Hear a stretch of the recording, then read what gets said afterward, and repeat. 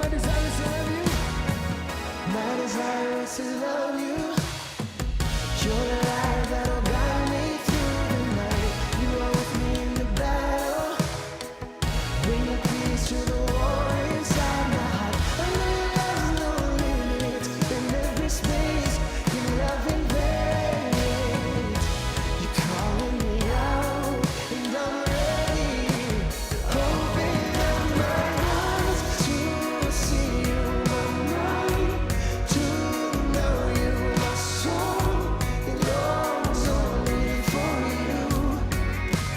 Let me hear your voice, breathe out in your words, creating a brand new heart in me. Sing it out, come on. Open up my eyes to see you, my mind, to know you, my soul. It longs only for you. Let me hear your voice, breathe out in your words, creating a brand new heart in me.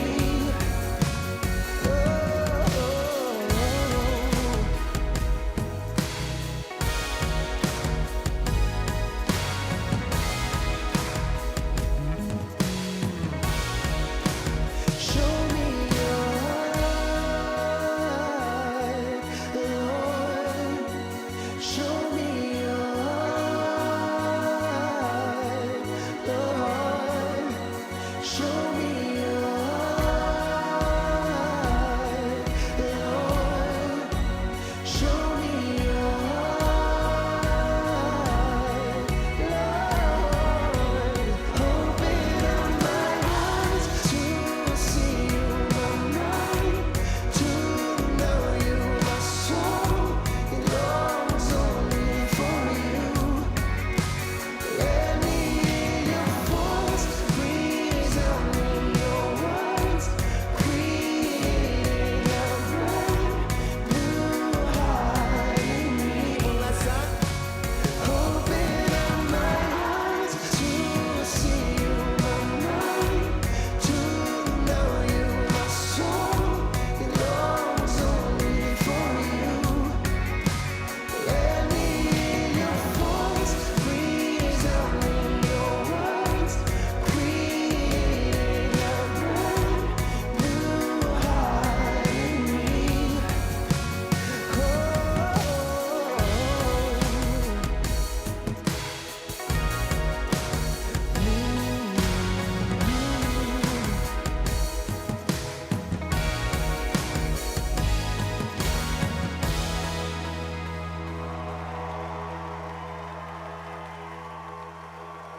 There is no shadow that has ever overcome your light, and there is no rival that could ever stand against your might. You've always been with us. Every battle you've already won. No, we've already won.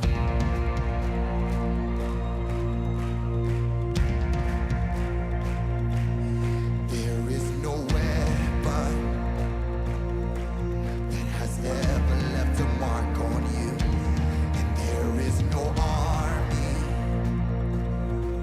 with the power to conquer truth. You've always been with us. Every battle you've already won. We've already won.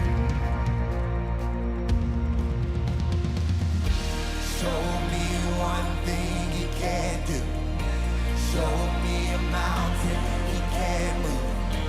He's the God of the breakthrough, and anything is possible. Show me one thing that's too hard. Show me waters he can't part. He's the God of the breakthrough, and anything is possible. Is possible. There is a kingdom that's advancing at the speed of light, and in his kingdom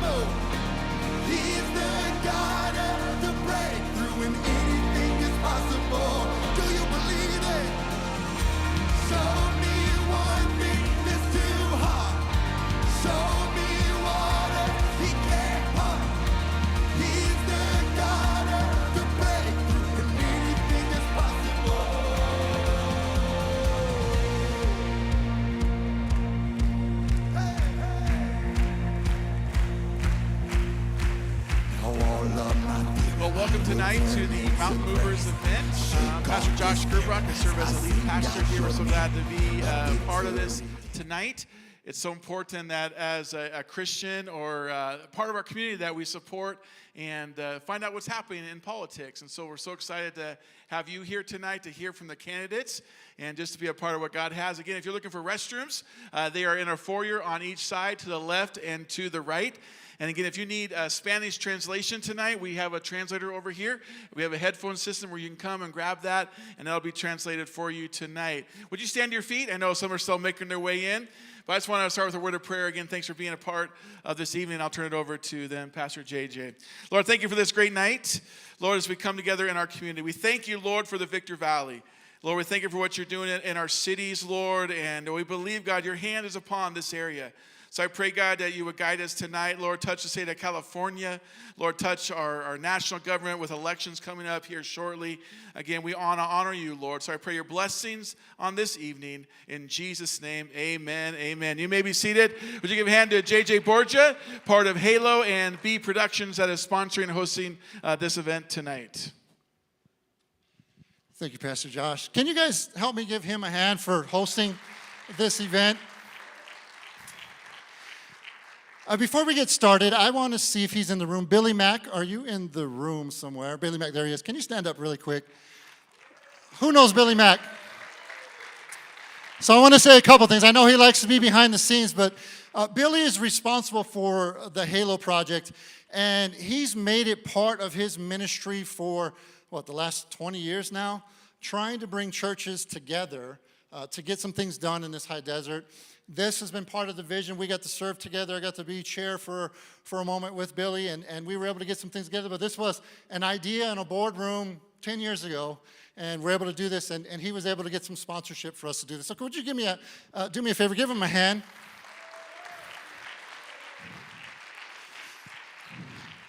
So tonight, a lot of people have asked, what is this event really about? And, we want to bring the body of Christ in a place where we can talk to those that we're going to vote for.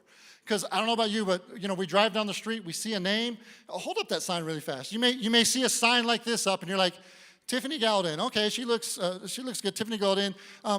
I might vote for her. I might not vote for her. How many times do we see signs like that, but we never get to meet the person? Well, tonight we've got 21 candidates that are here with us tonight. That's a great thing. We've got those running for city council for all of the cities up here, Adelanto, Apple Valley as a town, the city of Hesperia, city of Victorville. We've got state senate, we've got state assembly, and we've also got for our U.S. Congress representation will be here tonight. So here's the plan. We're going to ask them to come up. We're going to give them 5 minutes to talk. We're going to give them 5 minutes to let you know why you should vote for them. And then after they all get finished, we're going to go back into the foyer, and you're going to get to meet them one-on-one. If you got some questions for some of these candidates, ask them. This is the moment that we can ask them. And as Christians, we feel like we've got some moral values that we want represented, right? Anybody with me? Well, have some question and answers with these individuals and see if they align with what you want aligned with, and then we can vote. Because I don't know if you know this or not, but if the evangelical arm stands up and actually votes, we might actually see revival. All right, we got a couple people over here. I don't know, but we might actually see revival in the land if we get up and vote, right? For too long, it's been said that, being a politician is an evil thing, but I don't know about you. God gave us an order to go into all the world and preach the gospel, make disciples out of men, and baptize in the name of the Father, Son, and the Holy Spirit, and for us to influence the world. Amen? Well, let's get started. I'm going to ask Adelanto to come out if they're in the back. Can we get Adelanto? I might have to go back there. Give me a second.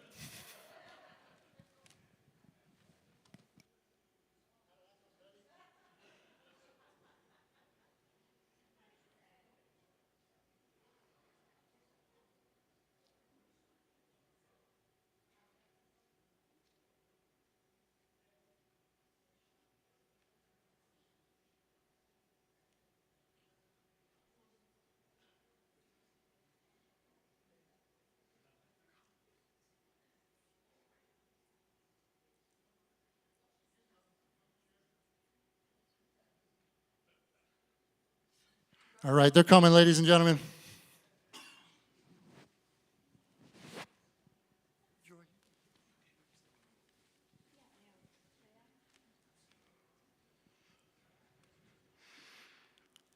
All right, a little slow start. Why don't we give them a hand?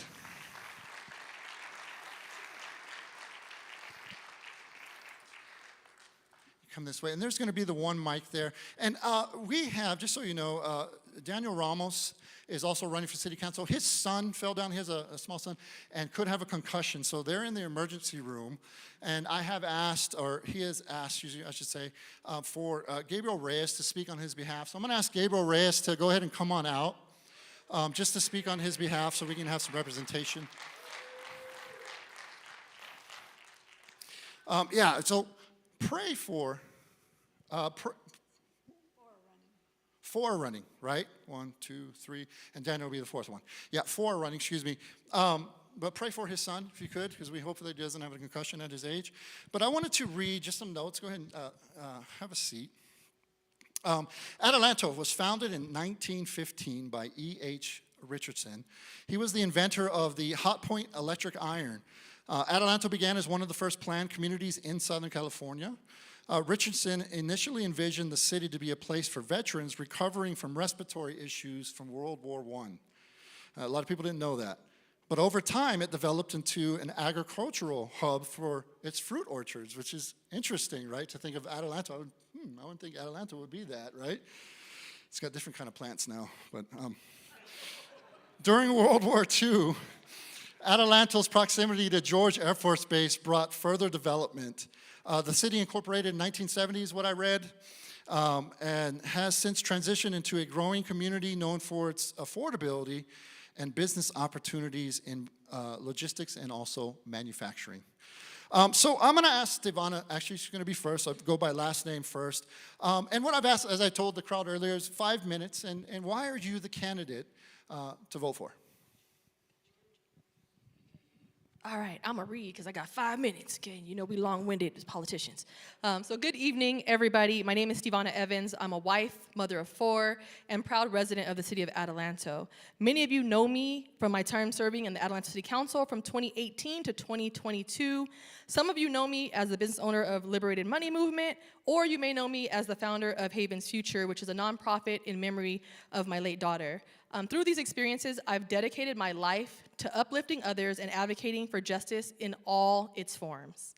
I'm running to regain my seat on the Adelanto City Council because I believe that together we can shape a stronger, more connected, and more transparent future for our city. My passion for public service comes from a deep love of our community, and I have a clear vision in addressing the pressing issues we face today. First and foremost, our water infrastructure must be a priority. We cannot thrive without clean and reliable water. Through my work with the Adelanto Water Justice Coalition, I've seen firsthand the struggles our residents face with poor water quality. I will push for comprehensive upgrades to our water infrastructure to ensure every family in Adelanto has access to clean, safe water. We need modern solutions, better transparency in water management, and investment in long-term sustainability for future generations. But in order for there to be a better future, we need to act now.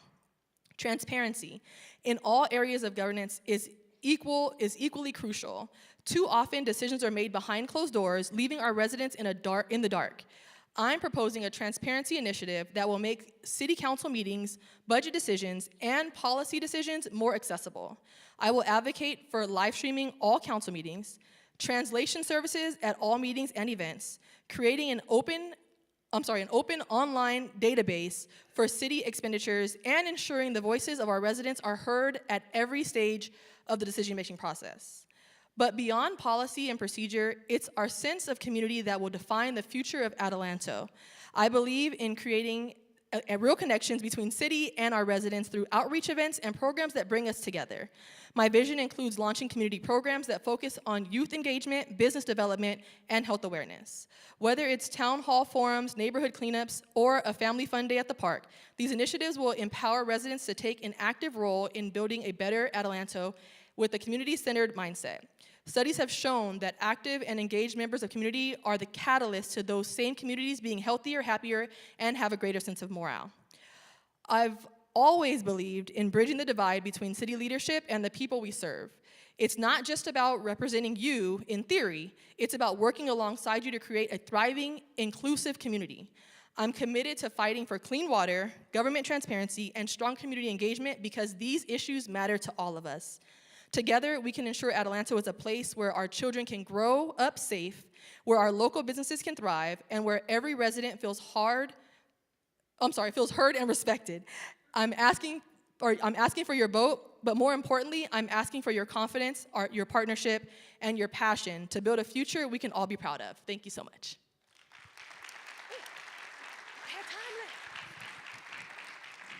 You left 1:44 on the clock. Next, I would ask Joy Jeanette to speak for us. Yeah, sure, you can come up here. It hasn't started yet, has it? It has not. Thank you. Thank you for having us. What a delight it is to be back here in this church. This is absolutely fantastic that they're hosting this. My background's a little different than most of you. I'm a dropout from high school. I was a mom at 16, married for many years, had 4 sons. I have 4 sons, excuse me. And through that, my life changed when I met a certain lady by the name of Sandra Drain. And she would not shut up. She kept inviting me to go to De Anza College for a reentry program for women. I said they wouldn't even have me. I didn't even finish high school. Why would I want to go to a reentry program for anybody? But anyway, I went just to keep her silent for a while. I loved what I saw. I got involved. And I was supposed to graduate in 3.5 years because I didn't have the credits, of course, for high school. I graduated in 18 months with honors and a 4.0. And because people believed in me. I've spent the rest of my life believing in people and encouraging them. But anyway, from that, I was offered any UC campus I wanted to go to, and I went over the hill to UCSC. Santa Cruz turned out beautiful. I was studying to be a doctor. And through that, I got my BA in psychology. And then after that, I went into the prison system. So if you ask me what I've ever done with my life, I spent most of my life in prisons and jails as a chaplain. And I'm a chaplain also. And so I started out at a women's jail in Santa Cruz as their chaplain. And then I was put into Soledad Men's Prison. And I was the chaplain there, and I love the guys, and I loved working with them. From that, I moved down to Southern California here, and I was head for programming for all the kids' prisons and the fire camps, loved all that. And somehow, somewhere, I got involved in not liking what was going on in my city. And so I decided that something had to be done. And that's what you need to do. You need to be involved. You need to be involved with what's going on. Don't sit back. Say what you think. You're the residents. And what I did is, first of all, I was a planning commissioner for 2 years. And then after that, I ran for office. And thank God, won. And then a couple of years later, 2 years later, I ran again. And I won, and now I'm up again for my 3rd time. But I love people. The passion in my heart is to serve. My Lord is number 1 in my life. And I have no fear of anybody or anything.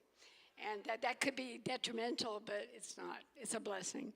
And the harder the people are that I can deal with, and that I love it because I like to hug them. I'm a hugger. I don't shake hands. But we've done a lot in Atlanta. We're forward. We've got parks. In fact, we got a water splash park that we're going to be opening here soon. We were just over there today looking it over. What a blessing. On Bellflower, which if you didn't know this, Bellflower used to be $3.95. And all the old time things are on there. The first school teacher here in the whole Victor Valley lived there on Bellflower. The first winery, if you're interested in that, and the egg farm, all that was on Bellflower. And as you mentioned before, Pastor, that streets are all named after either vegetables or flowers or something or other. And that was to bring back the military from World War II and to bring them back and give them a holistic wholesome place to live. I thought that was phenomenal. But I could tell you a lot of history about the area. I've been in the area. My husband was in the Air Force at George, but we came from the Philippine Islands, and when we got to the top of the hill out here, the Summit Inn, which is no longer there, right? I said, I'm not paying no 50 cents for a glass of water. You can't go bring me this godforsaken place. But here I am all those years later. And to sum it up, right now I've been the chairman of the board for Victor Valley Transit Authority. That's your bus system. I've been with them now 6 years. And I just got back from a conference down in Anaheim. I'm also the vice president for San Bernardino County Regional Office for Aging. I'm very involved in there. I'm a member of the California Council of the Blind. And I'm not there yet, but I like to drive them around and try to help them the best we can. And there's other things. But thank you for putting up with me. And I look for the people to vote for me in the city of Atlanta. And my goal is to build a Veterans Memorial Park honoring their service, and build our infrastructure, which we are, and go forward as we are now. It's a beautiful place to live, and I'm proud to be there. Thank you, Joy. So I'm going to ask, which is the current mayor, Gabriel Reyes, to speak on behalf of Daniel Ramos. So I'm going to do the best I can to not be biased. Being that Mayor Pro Tem is my appointed position, is the position where I appointed Daniel Ramos to be. He served as my planning commissioner for 2 years, and then he ran in 2020 and won, and now he's seeking re-election. Some of the things that I do want to stress that is extremely important for those who are running for local positions is to stress that we're policymakers, and that's what we are. We are not staff. We are not dictators. We approve policy, we regulate policy, and we set the standards to help grow the city. But then we also sit on various boards to help bring the resources into the community. Some of the boards that Mayor Pro Tem Daniel Ramos sits on he is the delegate for SCAG, Southern California Association of Governments, and he has done a phenomenal job building that relationship with SCAG. For all the years that they've been around, they've never visited or physically came to the high desert region. They came up to Adelanto this past March and toured the city and got to really see the difference from downtown Los Angeles to a rural desert area and desert community that we have in Adelanto. He's also a delegate for myself on the League of California Cities. Some of the biggest things that we do as council members is we work on bringing resources to our community. So the relationships on both sides of the aisle are extremely important because this is a nonpartisan position. In local government, it doesn't matter if you're a Republican or if you're a Democrat. You are doing what's best for your community. Of course, you have your personal beliefs and what you stand on, but everything that you vote on and everything that you do in the city matters. So all of your relationships matter, from the school district and the resources that they have helping our youth, from our county positions, from our assembly, our Senate, our Congress. Those relationships matter. And how we handle the money in those relationships is the main reason why you see tremendous growth in the city of Adelanto. We have paved the most roads in Adelanto's history. We've paved a Bellflower from Adelanto to Lilac. We just approved the repaving of Bellflower Avenue from Chamberlain South to Air Expressway. We're going to have a grand opening for a $2.8 million park on the northeast side of town off of Jonathan and Chamberlain Way. That's one park that we've built with a splash pad for our community. Another park, because of the relationships that we have with our assemblyman in office, we're starting with a $500,000 grant that was approved to build a second park off of Bellflower and Chamberlain Way. So the representation on the council is extremely important. The unity on the council is extremely important. How we work together, how we serve together, because the council meetings is the city's business.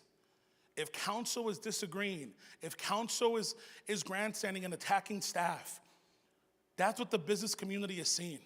And that's what we cannot have in local government. You don't want to look bad for the people that are looking to bring their resources and bring their investments into the city.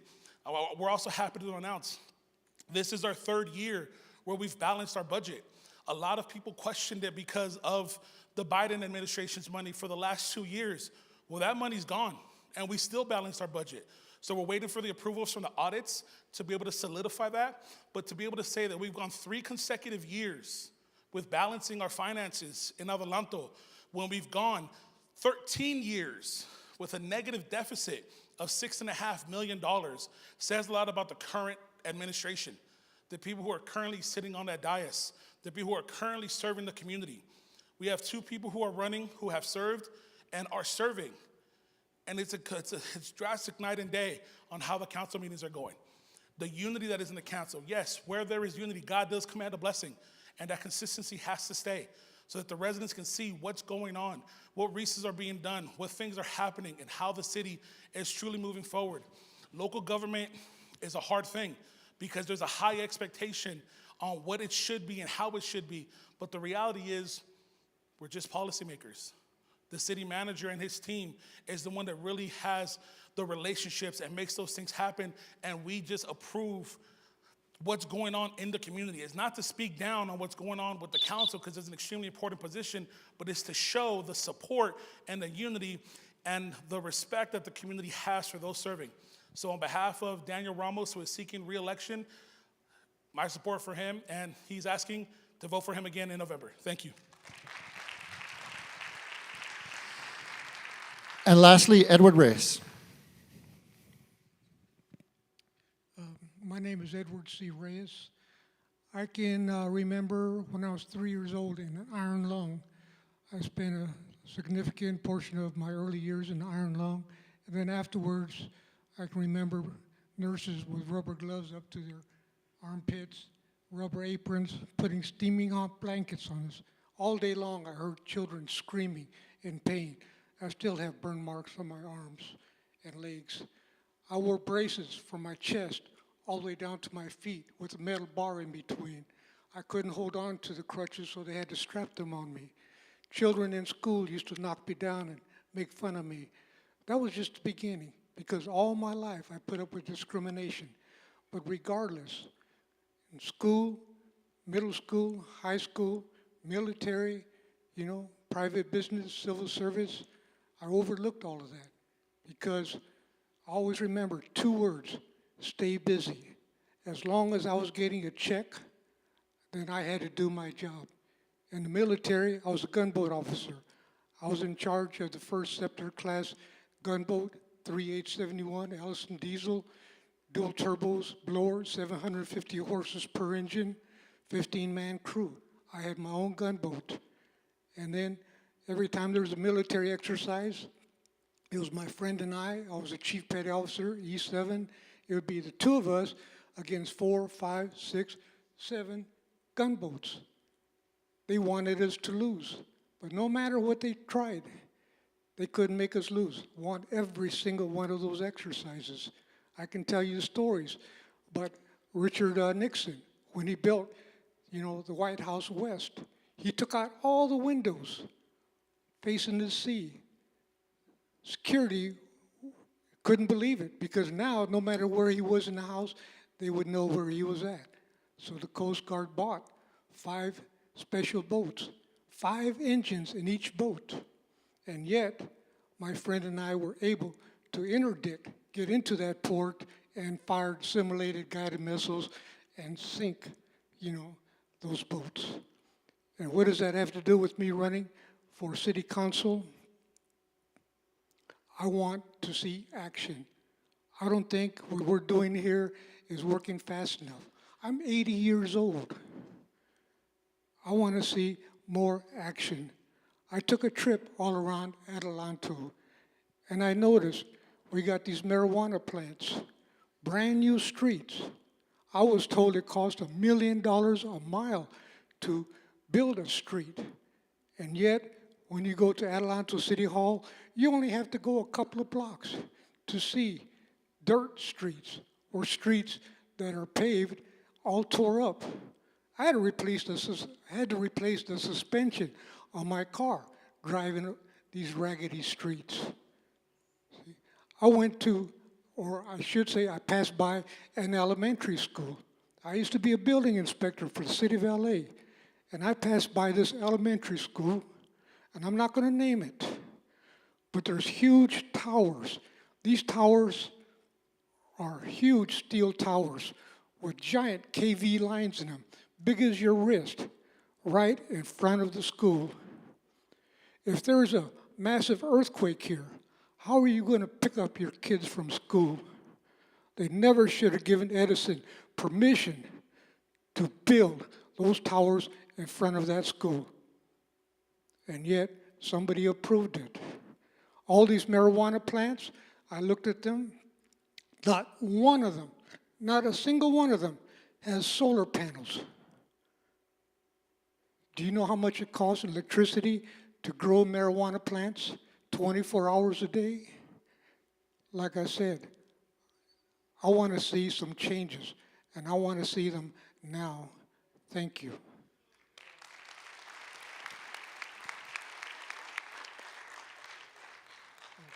Thank you, Adelanto.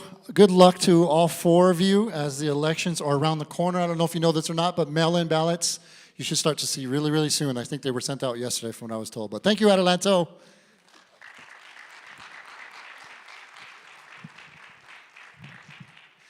Next up is Apple Valley. And Apple Valley gained fame in the mid-20th century as a tranquil desert community. Some of you know, attracting the attention for its association with Roy Rogers and Dale Evans, which were staples in Apple Valley for quite a while. They helped bring the town national recognition. Incorporated in 1988, Apple Valley became a notable residential area due to its affordable land and quality of life. The area was also known for apple orchards, which is what inspired the name. I don't know if a lot of people know that. I've heard the question many times, like, why is Apple Valley called Apple Valley? There's no apples anymore, right? So it did have some history of that. Continues to grow, maintaining its reputation for outdoor activities and family-friendly neighborhoods. So I'm going to ask Apple Valley, the town of Apple Valley representation, to go ahead and come out. From what I know, Art Bishop was not able to come. I know he had some other things. Is he not here? We were told he's not. So we have today Lakiri. Lakiri. I knew I was going to mess it up. Lakiri Williams. She was telling me back in the green room that she'd always wanted to come to this church. She had neighbors who used to come to this church, and she gets to come here for the first time and gets to be on stage and talk about why she should be elected for District 2 in the town of Apple Valley. So the mic is yours. Let people know why they should vote for you. Okay. Hi, my name is Lakiri Williams. I am a resident of Apple Valley, California. My husband and I moved here about 9 years ago, almost 10, not quite, to raise our 4 sons. And we came here with a vision. It was our first home. And my baby boy, who by the grace of God will be 9 next week, was literally 2 months old. And so we came to the high desert for the property, for the schools, for everything on paper that looked amazing and wonderful for the community. The first thing I did when I moved into Apple Valley at the time before we lost our little doggy is took my little dog and my 4 sons and knocked on every single one of my neighbor's door, because I'm an extrovert, and introduced myself. And fell in love with the neighborhood, fell in love with the town. Very exciting. A little background about me really quickly. I have 3 degrees, right? I've got an associate's degree. I have a bachelor's degree in political science. I have a Juris Doctor degree. Lawyer, ooh. But I came down to the high desert following my husband, because my husband's a dentist. He's a pediatric dentist. He may service some of your children. And we just wanted a great life in Apple Valley, California with our sons, to raise them, to enjoy life. And I'm a California girl, born and raised. I'm from Northern California, from Sacramento. So I was excited moving to Southern California. And I am an informed voter. I am someone who was very active in the community.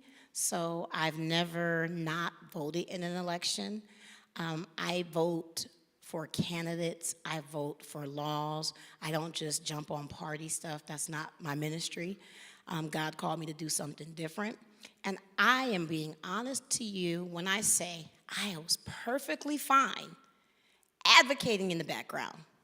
As much as I love people, as much as I'm an extrovert, I was perfectly fine advocating from the background. I never used my political science degree because I kind of don't like politics. I don't like the fakeness. I don't like smiling in people's faces when you don't want to. I don't like the lies. I'm a Christian, and so certain things don't align with me morally. So politics was not my ministry. If I'm honest, I did it because at the time I thought that's what I needed to go to law school. We're going to fast forward a little bit. So moved here, the end of 2015. Here we are in 2024. After the 2020 elections and all the things that took place, different things happened all across the nation, inclusive of Apple Valley, and also with regards to the pandemic, there's a lot of different things that happened in my personal life. My little doggy died. My husband was in the hospital. He's doing okay now. And God kind of told me I'm going to politics. And I laughed. Nope, that is not my ministry. I'm going to keep watching these babies, doing childcare, advocating from the background. Politics is not my ministry. I don't do people like that. I like to champion for people. I don't want to be involved in the fake stuff. But the more time elapsed, God kept saying, guess what you about to do? Nope, not my ministry. And of course, who am I to tell him what's not for me? But I did that. That's not my ministry. And then I had this yearning and this pull in my heart about things I didn't like. And it was like, okay, so guess what, girlfriend? You're not going to have the opportunity to complain about all these issues you have. Many are called, but the chosen are few. And I called you. And I'm choosing you. So I need you to step up, stop complaining, and be obedient. Because obedience is better than sacrifice. So, that being said, and it's nothing against my opponent. I'm sorry the Art's not here. But whether it was Art, whether it was Larry Kuzak, God called me to do something, I have to do it. I have to be the change. I have to show up. I have to be obedient. There are things I do not like, and it's not even me not liking personally, but in terms of how things are going for people. I advocate for people, so I'm stepping up. And the definition of insanity is to do the same thing over and over and over again and expect different results. It's time to stop complaining and get out there and do what you need to do what God has called you to do, and however it lands is however it lands, but I'm being obedient, and I'm here for the high desert. Thank you.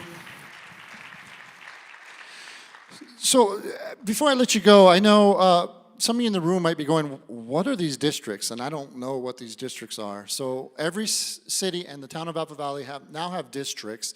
I'm going to explain it out. You may want to ask one of your representatives in the room or afterwards for some more details if I don't cover it well. But City of Adelanto is the only one that is not district-based at this point, but really districts are separated into different segments in the city, and it was caused by the state. I'm looking your guys' way. The state is what initiated that. And state is going to different cities because they want better representation of people that live in neighborhoods.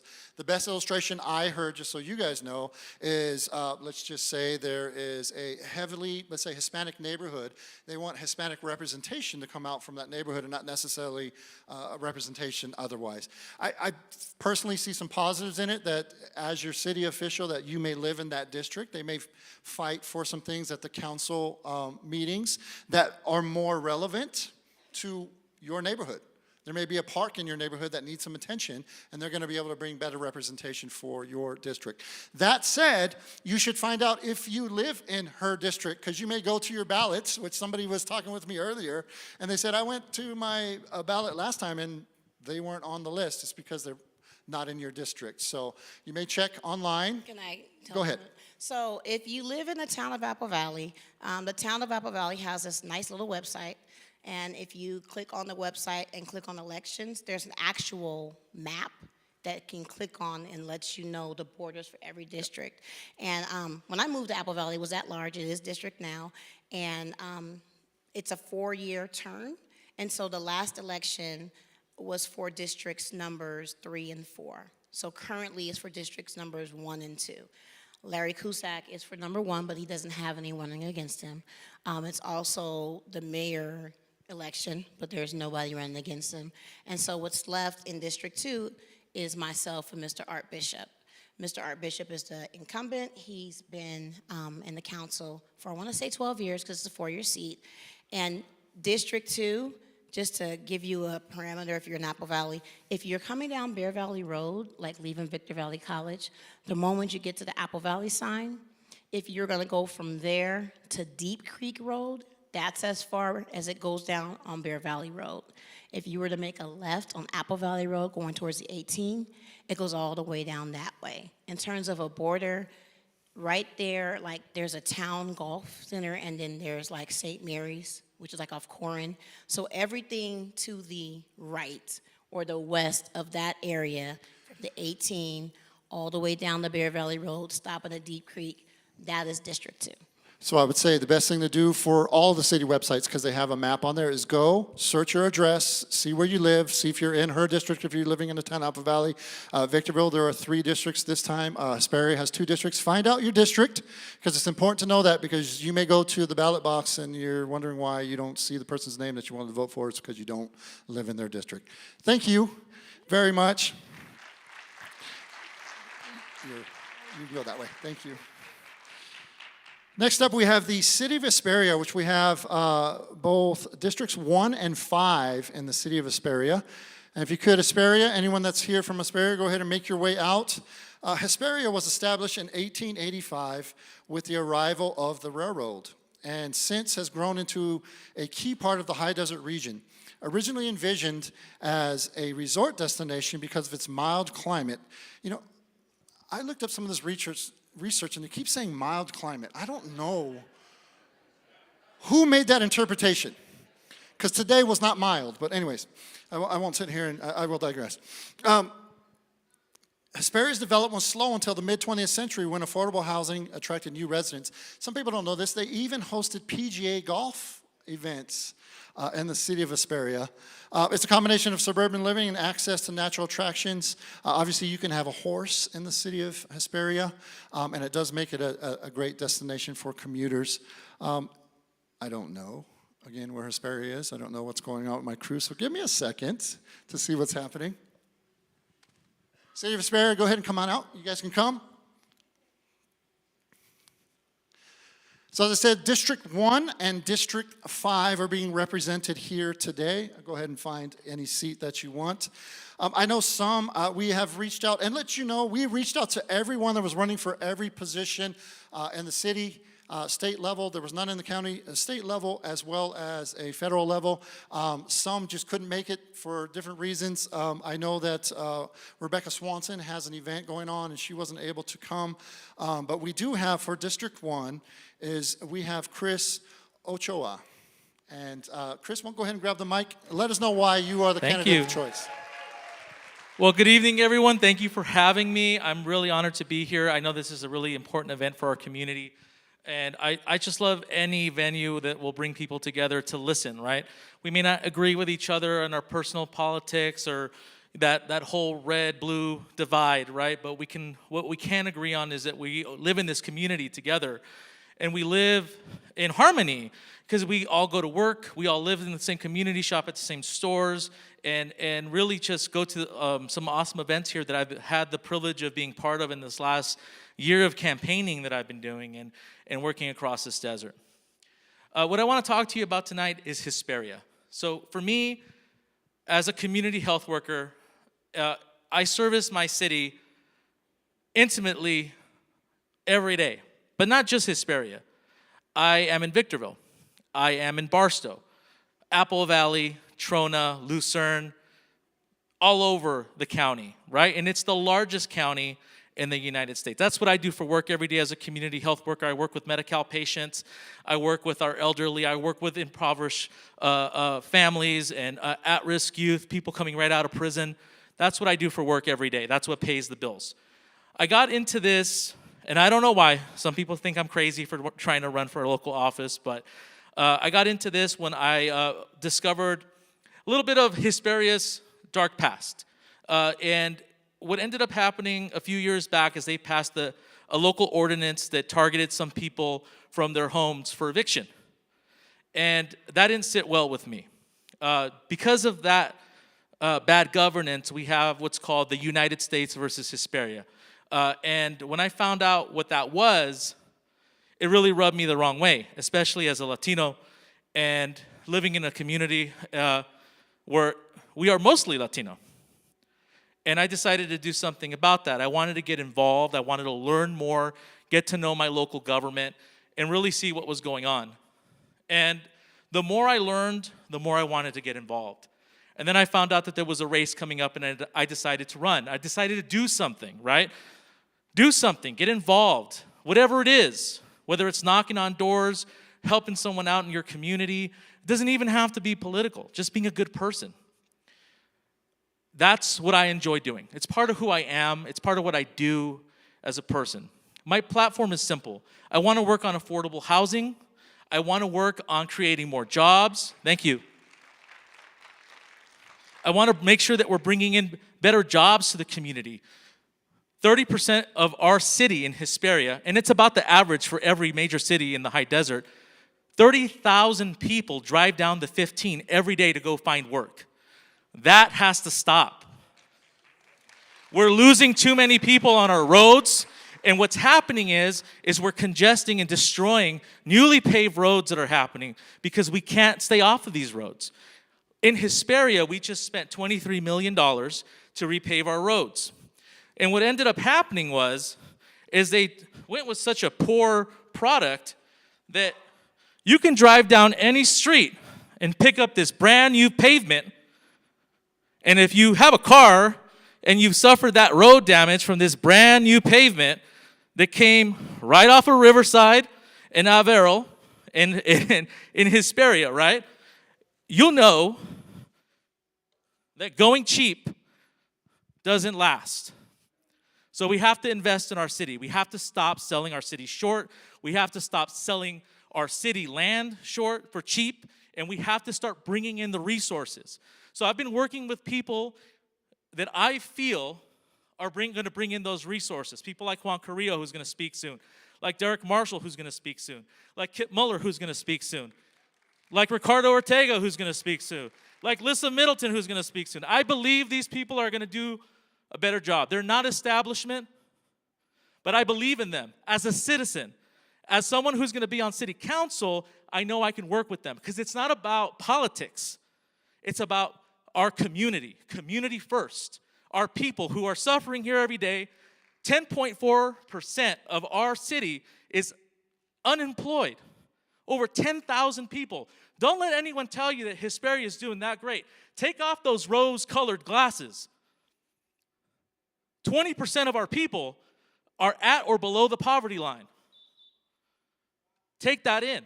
In Hesperia, I know, I'm a community health worker. I service most of them. When they tell me there are 60 homeless people in Hesperia, that's not true. Please think about me when you vote in November. Thank you, Chris.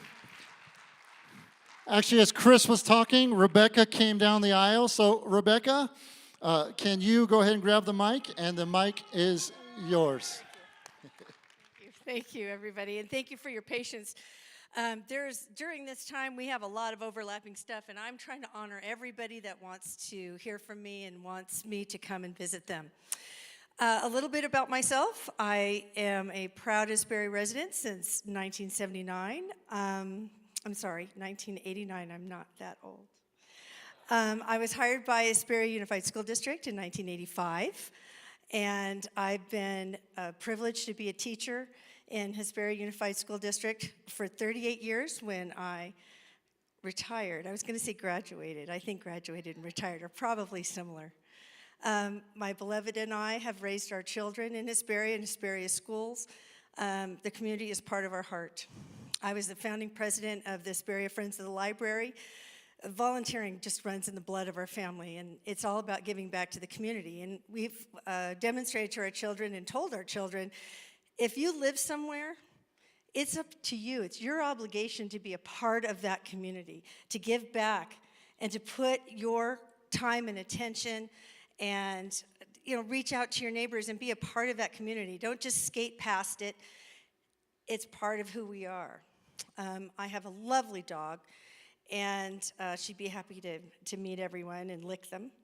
But one of the things that I felt that I needed to do after 10 years on the Recreation and Park District was move on to the city of Hesperia. Hesperia is unique in that we have a school district, we have a city council that governs our city, and we also have a recreation park district that almost follow the same footprint.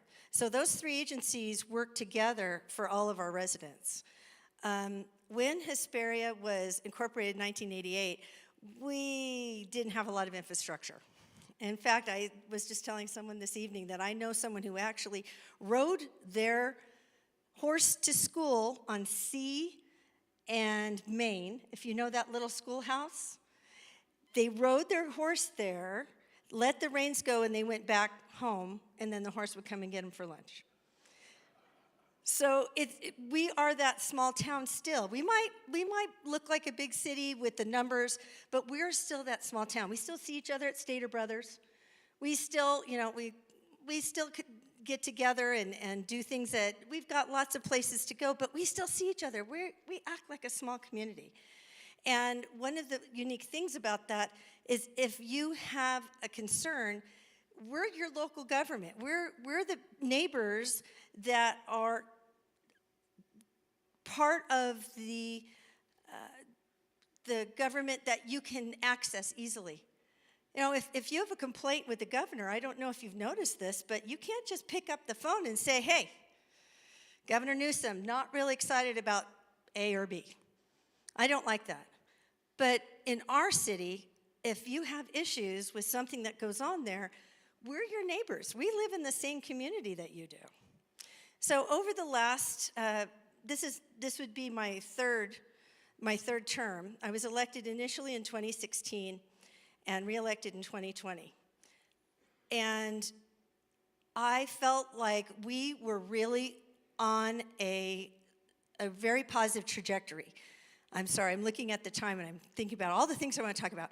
We have a lot of things coming online. We need steady and consistent leadership, the leadership that we already have, and people who have already served on boards and commissions and elected positions. There's not going to be an on-ramp to wait for things to happen. We have too many things that are happening right now that we can't slow down and wait for people who haven't had that chance to be on a commission or a board or an elected position to learn the job. And I would just really hope that you would look at what you want and have a community member that understands your community, has taught your community, and has loved your community for as long as I have. And I would cherish your vote. Thank you so much. Thank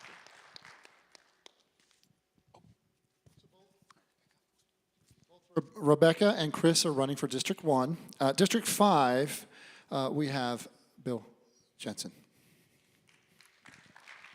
Hello, ladies and gentlemen. I'm going to pick up the pace a little bit here. My name is Bill Jensen. I'm the former mayor of the city of Hesperia and city councilman about 20 years ago. I don't even believe I'm standing here. I'm also a former master sergeant with the United States Air Force, which means we are the right hand to the guys who get stuff done. And because of that, thank you, I want to let you know that we have a system, and that is that rank doth have its privileges. So I want to say thank you to Congressman Obernolte for letting us go first, because normally he would be the man that would go first. Again, as a master sergeant, I'm going to tell you that I'm not thin-skinned. I'm going to go really fast here. When you hear something that I say that you like, say, hear, hear. Do you love your country? Do you want to be communist? You're going to say boo. Boo. Can I hear a boo? Boo. There you go. Do you love your country? This is our Yellowstone. Underneath it all lies the land. I'm a 40-year real estate broker in the area roughly, and my family's owned Century 21 Rose Realty here for about 45 of those years. We just sold to Desert Rock. You might know some of us that are around town. Government works for us.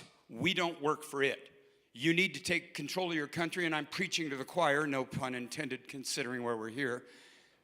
You are in charge of your country. Too bad the room's not full. Property rights come first, and that's where you live. Your First Amendment, your Second Amendment are what I'll stand up for along the way. Proposition 13 gave us 1%, and somehow California politicians have turned that into 1.25% on our property tax. Each of our cities, roughly, bring home about $80 million in property tax. Out of that $80 million, City of Hesperia gets $1,200,000. That is freaking ridiculous. We are turning ourselves into pretzels, trying to figure out how to fee everybody to death through building and safety and planning departments because we don't have money to fix the roads, like he said. It's not that we don't have any money. It's that the state and the county have taken our money, and not in any small quantity. Do I hear a hear here? Hear here. So, deregulation. When you talk about a politician that's going to help you out, let's talk about deregulation. Toilets that can't flush. It took a president to reverse that. Washing machines made in Korea and with California restrictions can't wash clothes with no water. Shower heads that don't give you any water. No battery mandated operated trains or cars. We need to draw a line somewhere. Fast track bids for permits in town and staff that will allow us to move at the speed we have to move during the boom cycles is important. Because when we go bust, it takes us years to get back up on top and get the interest rates in the market going. So we have to move our permits through the cities. The guarantees that we have, I need to skip to this. This 5 minutes is going to go too fast. I am your better access to government and city at a city level, and I will work with your assemblymen, congressmen, and senators. I am your access to ensure a more transparent government with a general plan in your zoning and your property rights, your water rights, and your road conditions and repairs. Our newsletter will be better used in the city to communicate to the citizens. I am your insurance to your gun rights and your right to speak freely at a city council meeting. I am your key to the fast-track building and planning permits, and I am your insurance to deregulate government and keep government out of your life, your business. Hear, hear? And seek redress when your rights are trampled by anybody. The sheriff, the DA, it doesn't matter. You have rights, and your city councilman should be there to fight for you. I am the person to help you lower and eliminate building fees and fines against our citizens when they are egregious. I will fight to keep Proposition 13 in place and keep that 1% mark if we can. I will work with the other cities that are up here to fight the state and the county for that $400 million. Can you imagine what our city would do if we got half of our property tax back, $40 million in a year? We get $1.2 million. That's ridiculous.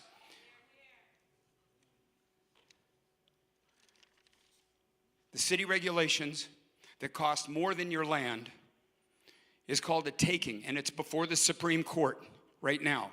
And pretty soon, when that permit is out of control, you're going to have a right to have redress against the government. My name is Bill Jensen. I'm running for District 5 in the city of Hesperia, and I'd appreciate it if you'd pass my message.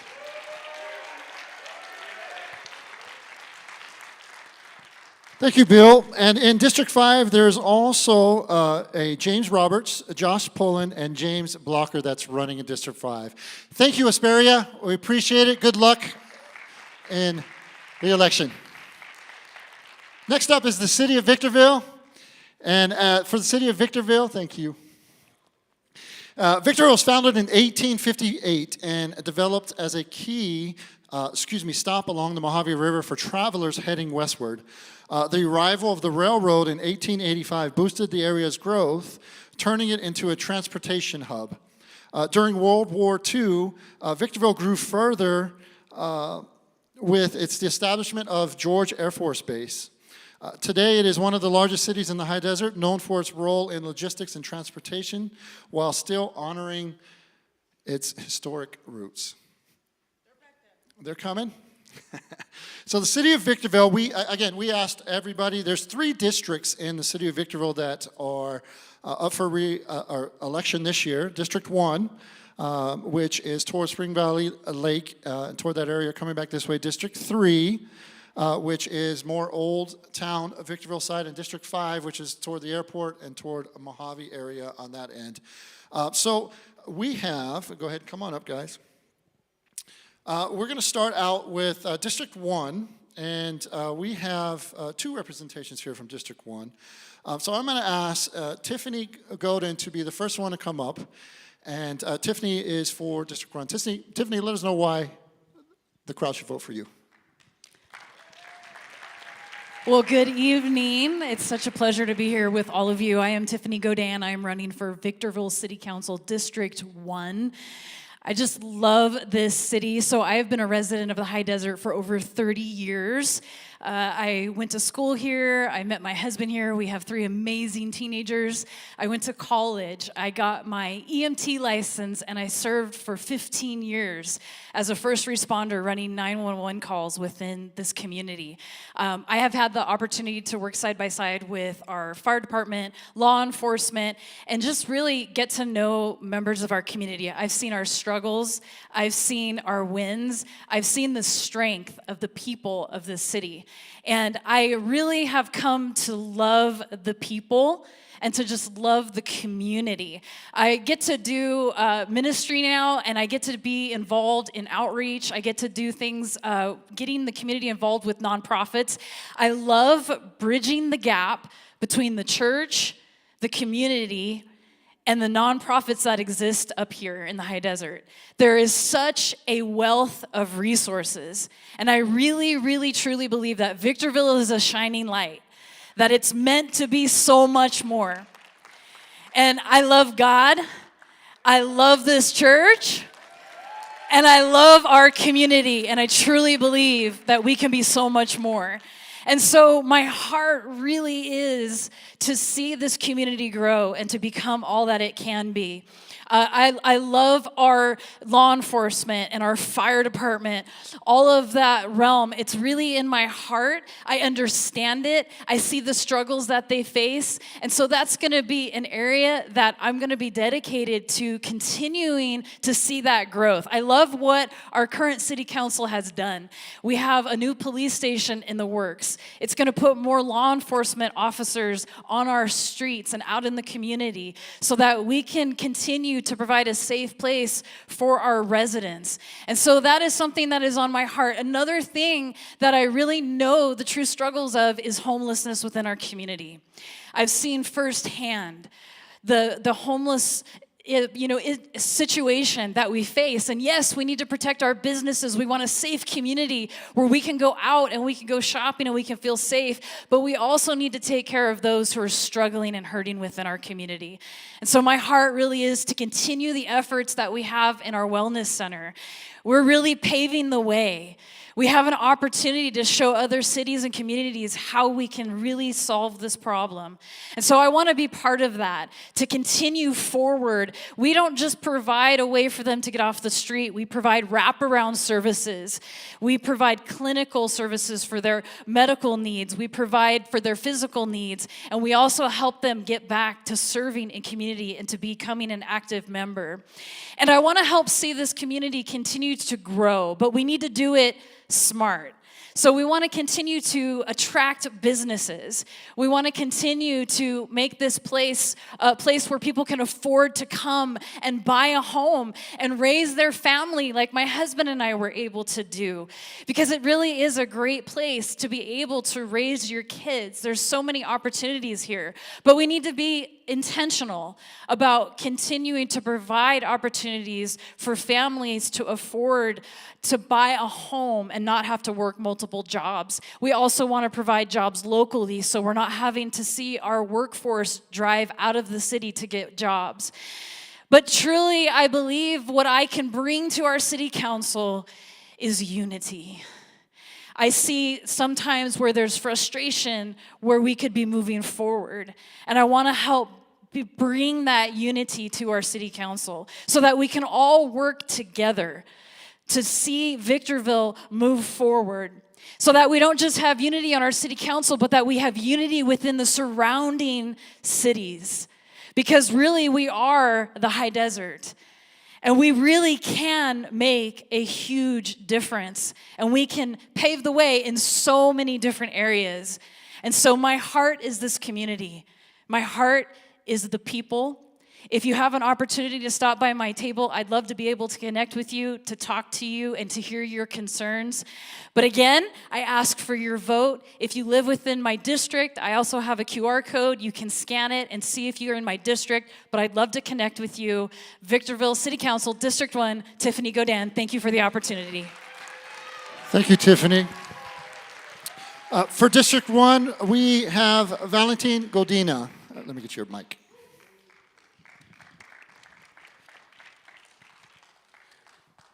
Hello. I'm going to use my notes because I want to keep this short and get to the points. My name is Valentin Godina. I'm running for City Council of Victorville, District 1. Reason I'm running for City Council is because I moved up here in 1990 with my family to provide a better environment for my children. I moved up here with 6 children, and in the process I adopted 6 more, so we raised 12 children, me and my wife. Out of those 12, 7 of them went on to serve in the military. They received an excellent career, but because of our infrastructure, they can't come back and bring that talent here and service us. So we all understand the needs we have here, so I'm not gonna go over those needs. We all understand we need a trauma center, we need a 4-year college, we need jobs to keep our parents working here in the high desert so they can take care of their kids and make that crime rate go down. When parents are home, crime rate goes down, and we need to make sure that happens. I have been an advocate my entire life that I've been here in the high desert. I advocated for a new library, which broke ground this May, because our old library, the road was so destroyed, nobody can get to it. So we will have a new library coming soon. As part of my advocacy for the betterment of our community, I created a music program for our youth that lasted 15 years and served many of our underprivileged children. All of those that participated graduated high school and went on to further careers. Again, leaving the high desert with their talent. We keep losing our talent because we have nothing to keep our talent here. And that is a loss that we all suffer, and that needs to stop.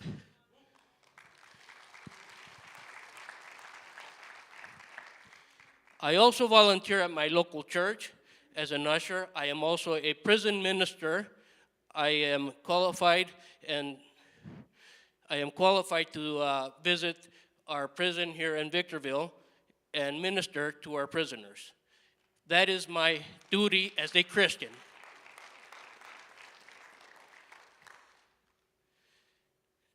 As a Christian, I make sure that our community is safe with advocating for educational programs. An educated community is a safe community.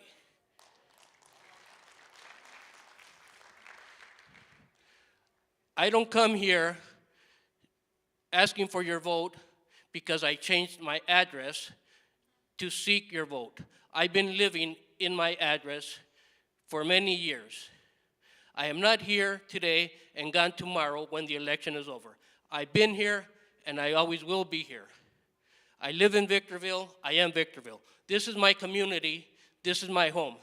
This is where my children will come back someday when we can get this city back in order. And I want my grandchildren to grow here and be proud of what we as a community have done to keep our children and grandchildren here. This November 5th, please vote for those who understand our needs and will change our community. Vote Valentin Godina for City Council District 1 this November 5th. Thank you very much.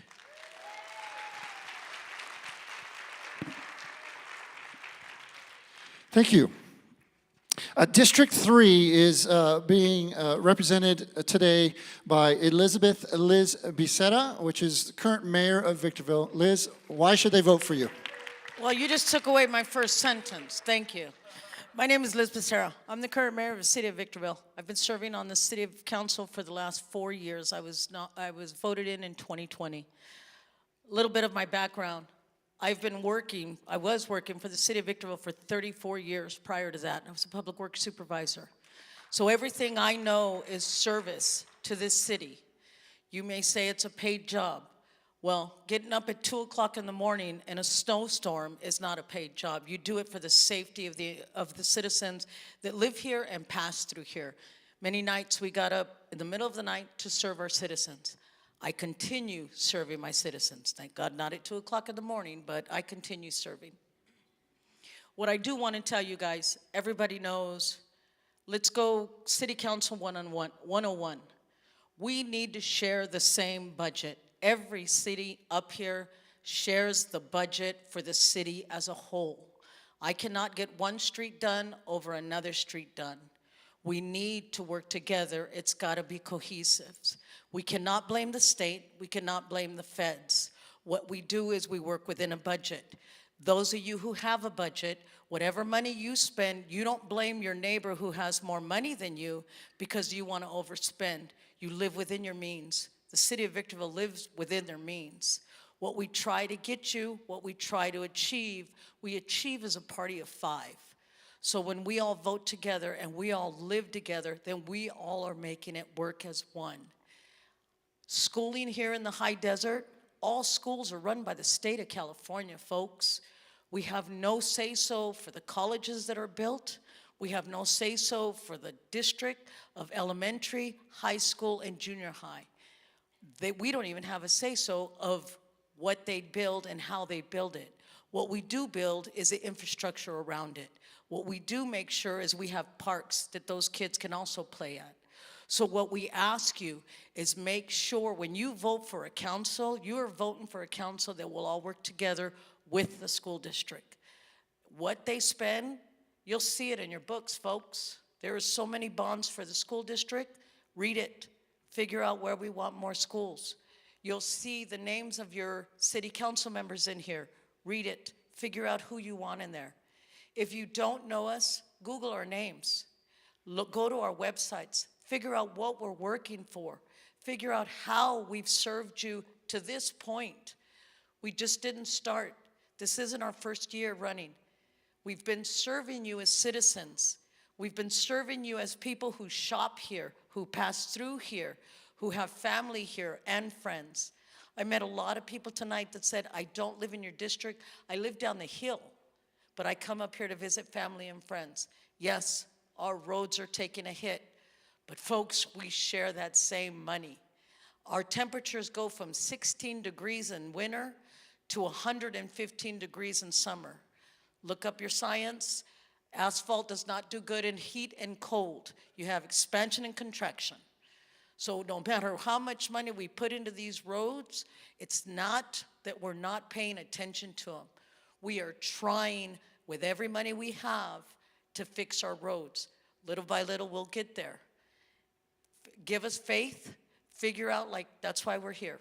That's why we're here. We have faith. We ask you to nominate or vote for the council that will serve you better. You need 3 votes to make sure everything in the city of Victorville passes. Make sure the 3 people on that council have your best interest in mind, that they're not serving just for them. I get it. We're all here. We all want to serve. We wouldn't be standing up here if we didn't. Look at your book. It all came out today. Mailers come out next week. Read. Go to the internet. Go to our websites. Call me on the phone. 760-985-7373. I'll take your call. Okay? Give me a call. I'll talk to you. Okay? I'm going to be at the Fall Festival this Saturday in front of City Hall. A lot of us are. Come by and visit with us. I'm going to be out in this hallway right after this. Come by, visit with us. Where I sit today, I can't answer your questions on why you don't have a park in your neighborhood, why your street is all tore up, or why your sidewalk is the way it is. I can't answer questions about your school. I can't answer questions about your gas tax. But what I can tell you is where your gas tax is going in the city of Victorville. Thank you very much. Liz Becerra, District 3. Thank you, Liz. In District 3, Blanca Gomez, we reached out to her a few times. She had not responded. Liz will be running against Blanca Gomez. For District 5, we have 2 running, which is Leslie Irving. Her as well. She was coming, but she let us know last night that she was not able to make it. So we do have with us here tonight Eric Negretti. Thank Eric, you. let us know. Thank you. My name is Eric Negretti, and if you don't know me, I've been in the high desert since 1985, off and on. And 10 years ago, I was elected to the Victorville City Council when we were at large. And so you vote as a city for your council members.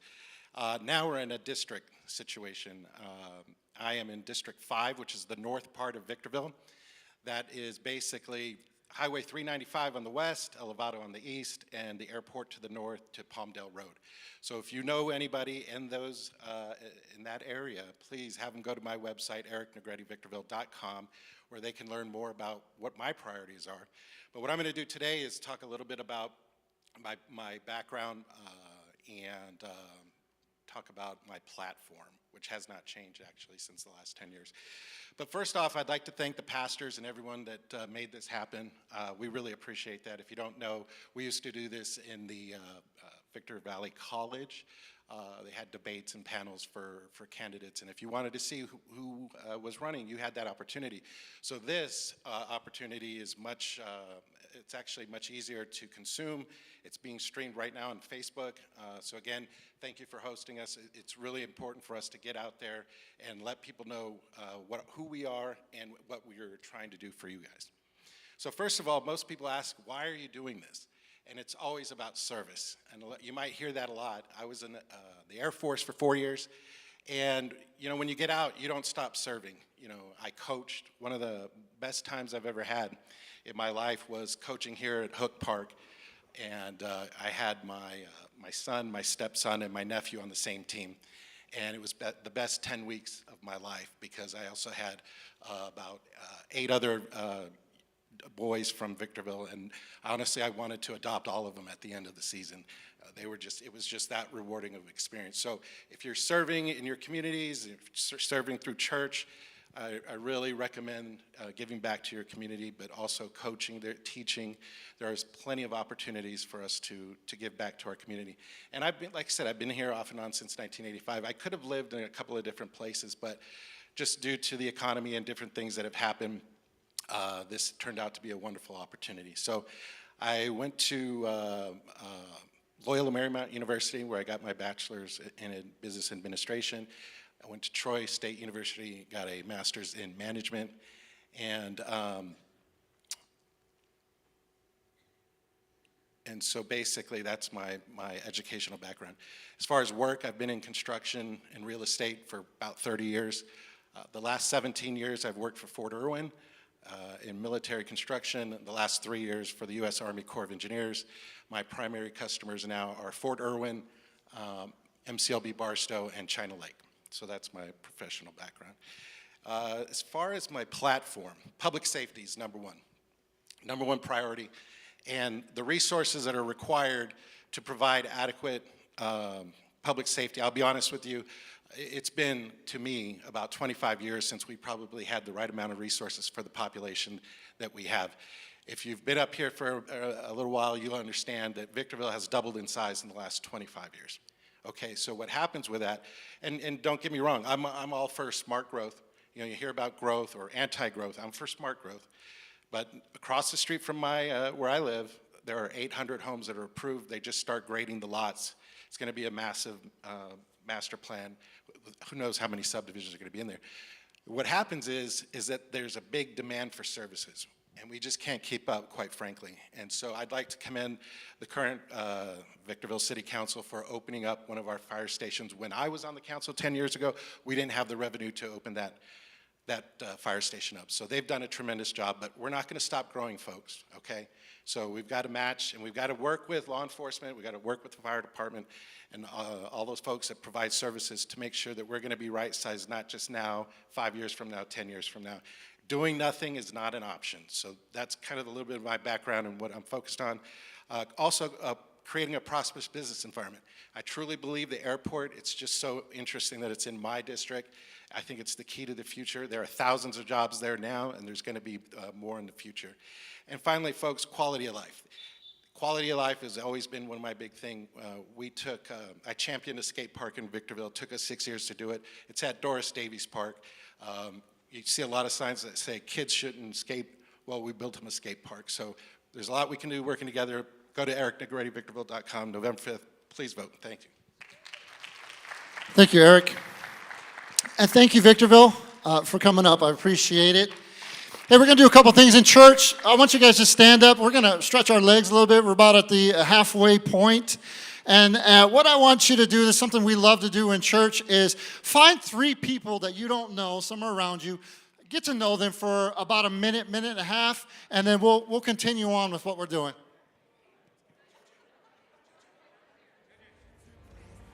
Shake off despair as I sing out your name.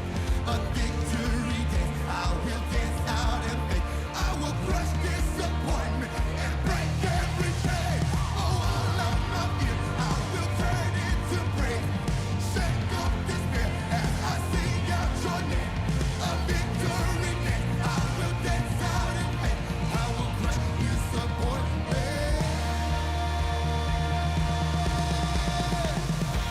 Show me one thing he can do. Show me a mountain he can move. He's the God of the breakthrough. Anything is possible. Yes, he is. Show me one thing that's too hard. Show me waters he can't part. He's the God of the breakthrough. Anything is possible. Dance out in freedom.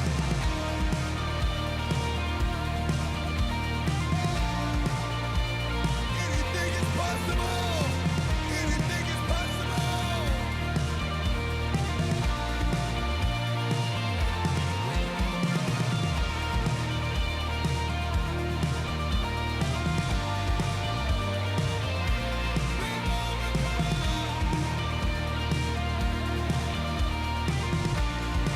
Shout out to God with the voice of triumph.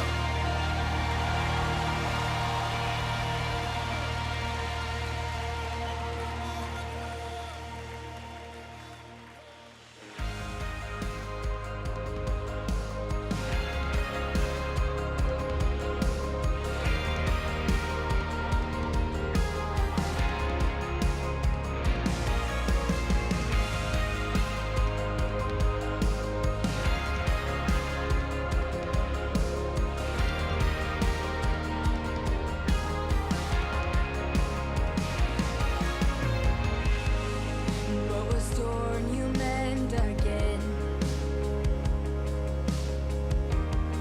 You redesign the tattered thread by thread.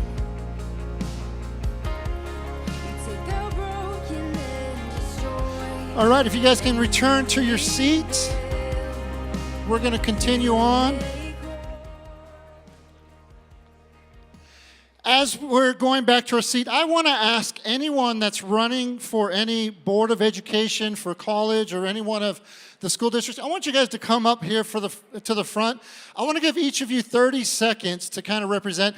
We've got a lot of people. It's a long night, but I had a lot of individuals reach out to me that are running for some sort of board of education, and I wanted to give each of them a moment to introduce themselves to you and let you know a little bit about what they stand for the Board of Education. So I'm going to start here. Since you're first, why don't you go ahead and let them know. Hello, everyone. Good evening. My name is Ken Buckness. I'm running for the Victor Valley College Board of Trustees, Area 3. I'm a little bit of a newer face. Something that I want to focus on because of that is service. I am a servant leader myself. I do a lot of community service through my church and through organizations through my church. So the 3 things that I really want to focus on: serve the students, serve the school, serve the community. And we'll see how that goes from there. But I am Area 3, which is Phelan, Wrightwood, a little bit of Hesperia, but it is more on the west side of the 15 and south of 395. If you know anyone, if you're in the area, I hope you'll vote for me. Thank you. Thank you. And for all of them, we weren't able to get them any tables, but please interact with them after we have everybody when we're out in the foyer. Go ahead and introduce yourself. Hello, everybody. My name is Laura Tavarakis. It sounds like asparagus. I'm a High Desert native. I actually went to elementary school here for a little while when I was a kid, and I'm a combat veteran. I went off to see the world, married someone in the Air Force, and now we've come back here. We own a small business in Apple Valley. I'm running for Victor Valley Community College District Area 5, so I'll be on your ballot if you live in Apple Valley or Lucerne Valley. I'm currently the seat holder there. I was appointed in June to the board, so I'm already on the board. I work great with the board. I have each individual board member's endorsement, and I look forward to continuing to serve. I want to say my focus is students, students, students. When students are successful, they can work in our community, make a good living, buy a house, raise a family, and help with the growth that we're seeing. Our college is growing, our community is growing, we need jobs to grow. And so I'm here to make sure that happens. I'm going to advocate for that as much as I can. Thank you again so much for being here, and come talk to me. Let's have a conversation. Thank you. All right, I've asked Deborah Jones. She's actually a city council member of Victorville, but she's going to speak on behalf of a friend that had to get on a flight. Yes, good evening, everyone. Deborah Jones.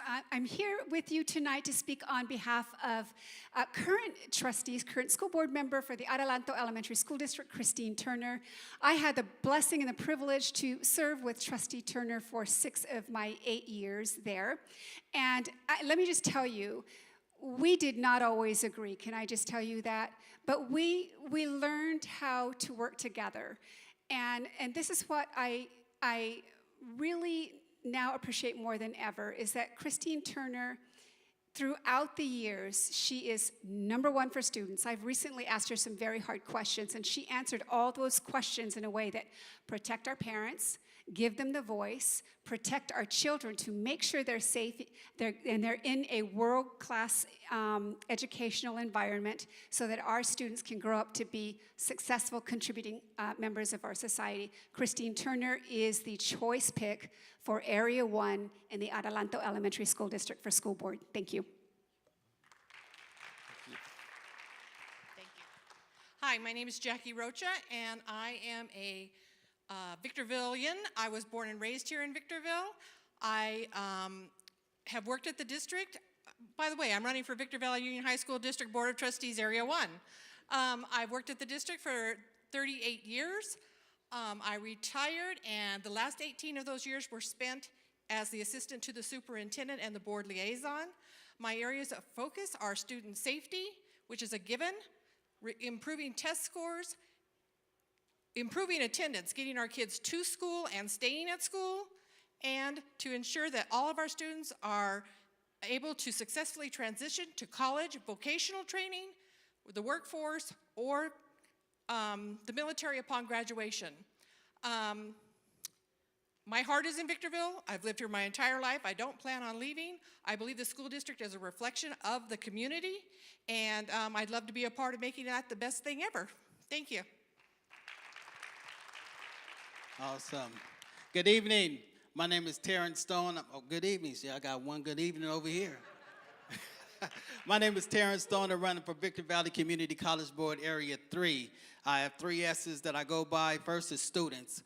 We need to make sure that our students have jobs and strong careers here in the High Desert when they graduate. Also staff. We want to make sure that our staff feel safe, they're secured, and they feel supported in our at our college as well. But also safe facilities as well too. We want to make sure while our students is there and our staff is there, the students and the facility is also safe. I've been serving for 23 years working with youth and adults throughout my career. I'm also right now serving on committees for the city of Victorville as well, and been serving on for 6 years on other school boards as well though too. But I'm your candidate for Victor Valley Community College Board Area 3, Terrence Stone. Thank you. And we have one more, which Angela Meza, current city council member of Adelanto, is going to speak on behalf of someone. Michael Kraus, I'm speaking for. He's running for Adelanto as well, school district. So I just wanted to make sure he got a shout out. He wasn't able to attend today. If you don't know me, my name is Angela Meza, city council for Adelanto. So when you're looking for Adelanto, we're looking for Michael Kraus. Appreciate you guys. Thank you, guys. Look forward to catching up with some of you in the foyer. Thank you.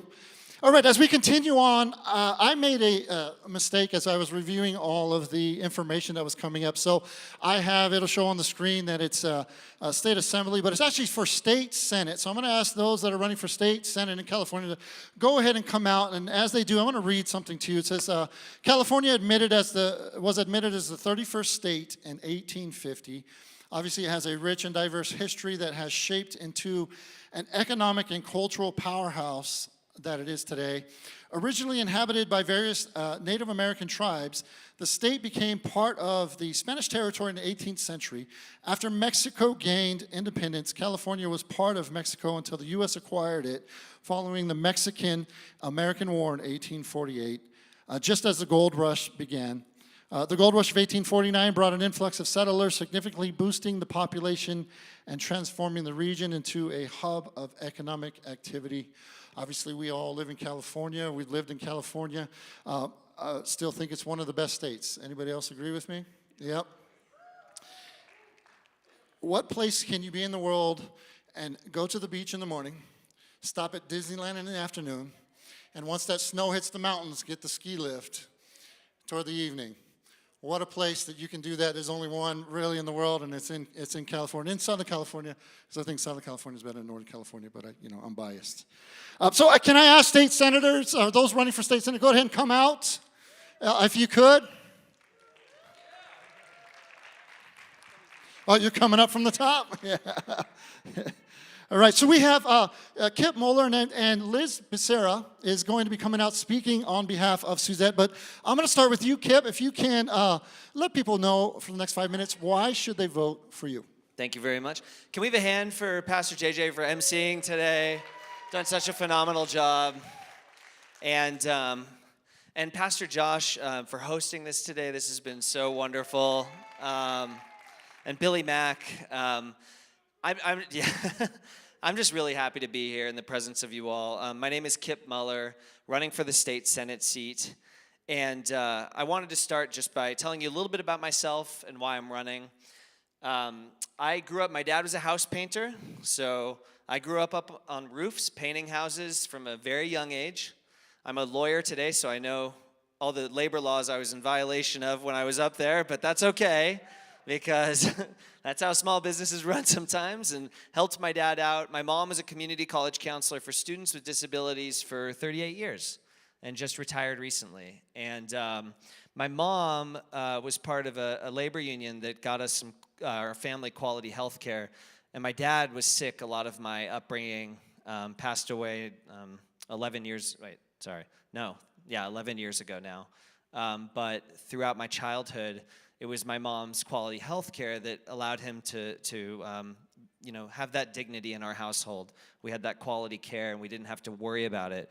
And I don't know what our lives would have been like today. I think about taking our family in today's world and how unaffordable life is today, and whether we would have made it and how we would have made it. And it really, really deeply concerns me, the cost of living. I want to shout all of you out who are here, who are faith leaders. How many of you in the last year have gone out and fed people? Been a part of I think most of you probably have. Thank you for doing it.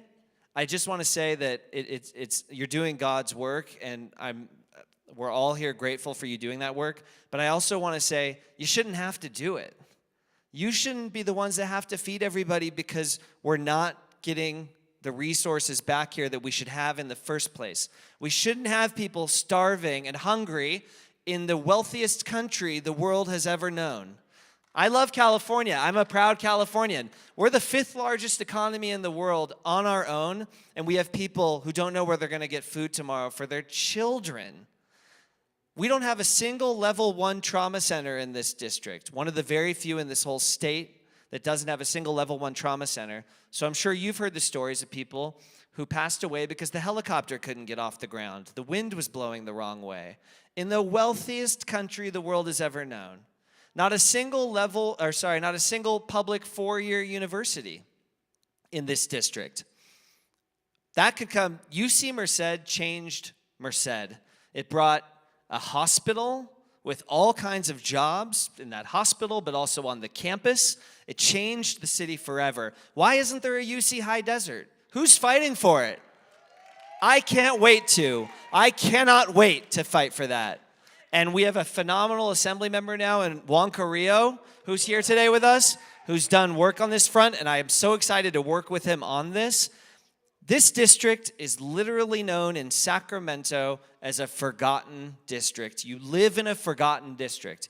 You have been last in line for resources for as long as you've lived here because it's always been that way. I'm here to tell you it can be different. We can bring real representation here for the first time, bring real resources back, feed people, get a hospital here, modernize this place, fix our roads, and not with crumbling roads as we saw earlier, real roads. Get rid of all the traffic by bringing jobs back here so that not everyone's driving down south 4 to 6 hours a day, missing time with their families because they have to make just enough to get by. Those jobs could be here. Why aren't those manufacturing jobs up here? Why are they all the way down there? What are we doing? And I just want to say, I can't wait to do this job as your next state senator. Put me in, coach. I'm ready to play. I can't wait to fight for us. I want to thank you all for being here. You're here doing your civic duty on a Thursday night, late at night, sticking it out because you want to see change in this region. So do I. Can't wait to do it. Kip Muller, State Senate. Thank you all.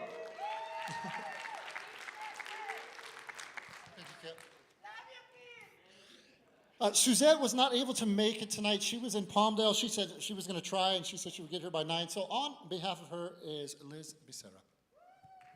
Hi, everybody. Good evening. Everyone knows my name is Liz Becerra. I'm the mayor of the city of Victorville. Suzette wished she could have been here, but she's holding a town hall meeting with her parents in Antelope Valley. Seth from her campaign is here. Seth, raise your hand. Where'd you go?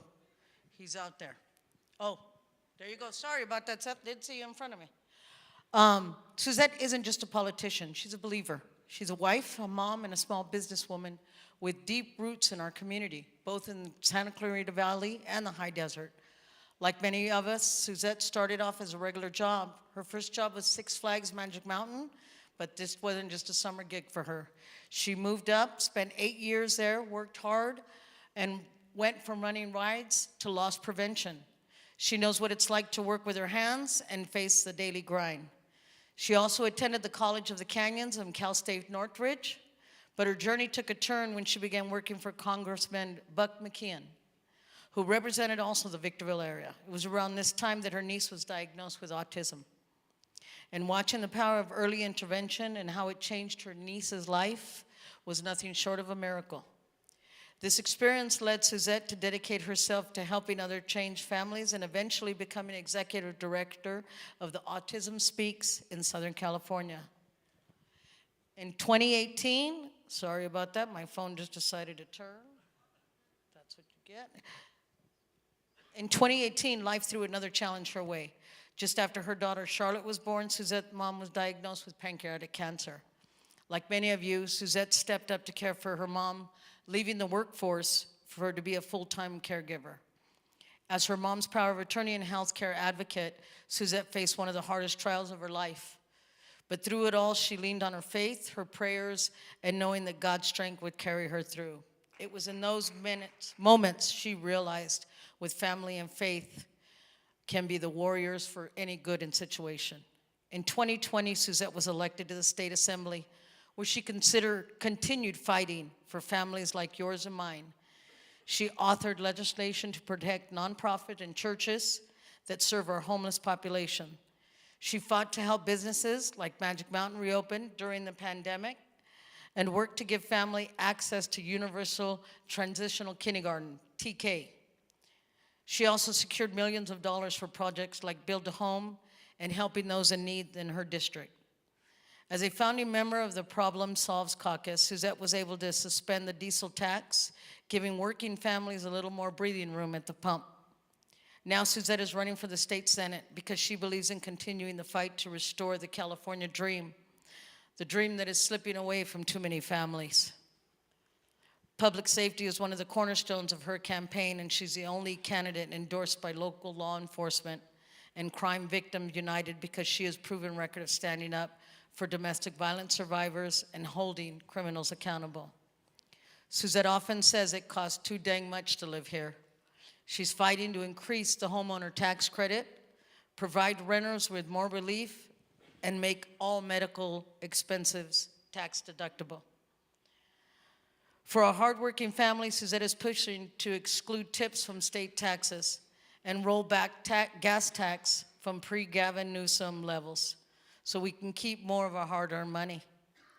Suzette leadership has earned her the support of the High Desert Chamber of Congress, Congressman Jay Obernolte, State Senator Scott Wilk, and Rosie Ochoa.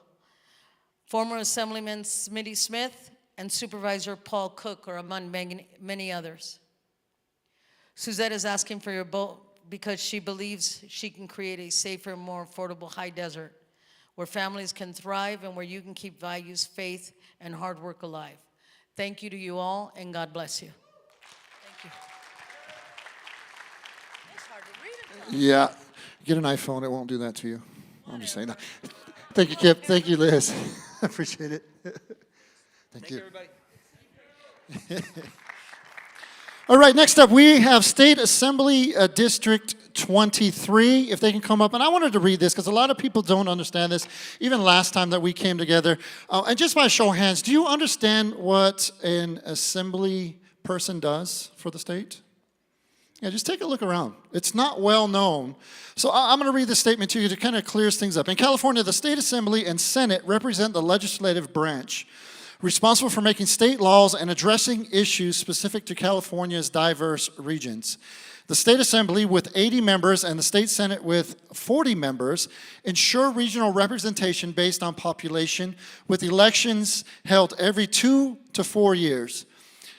This structure was designed to balance representation, where the Assembly acts more like the U.S. House of Representatives, reflecting local concerns, and the Senate provides broader oversight akin to the U.S. Senate.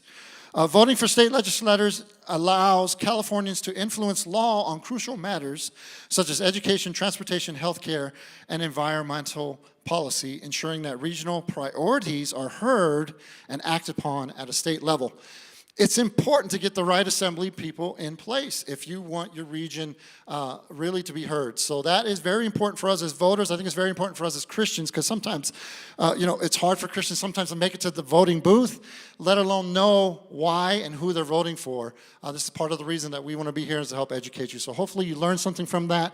Why don't we go ahead, come on, who's ever behind the curtain for State Assembly District 23.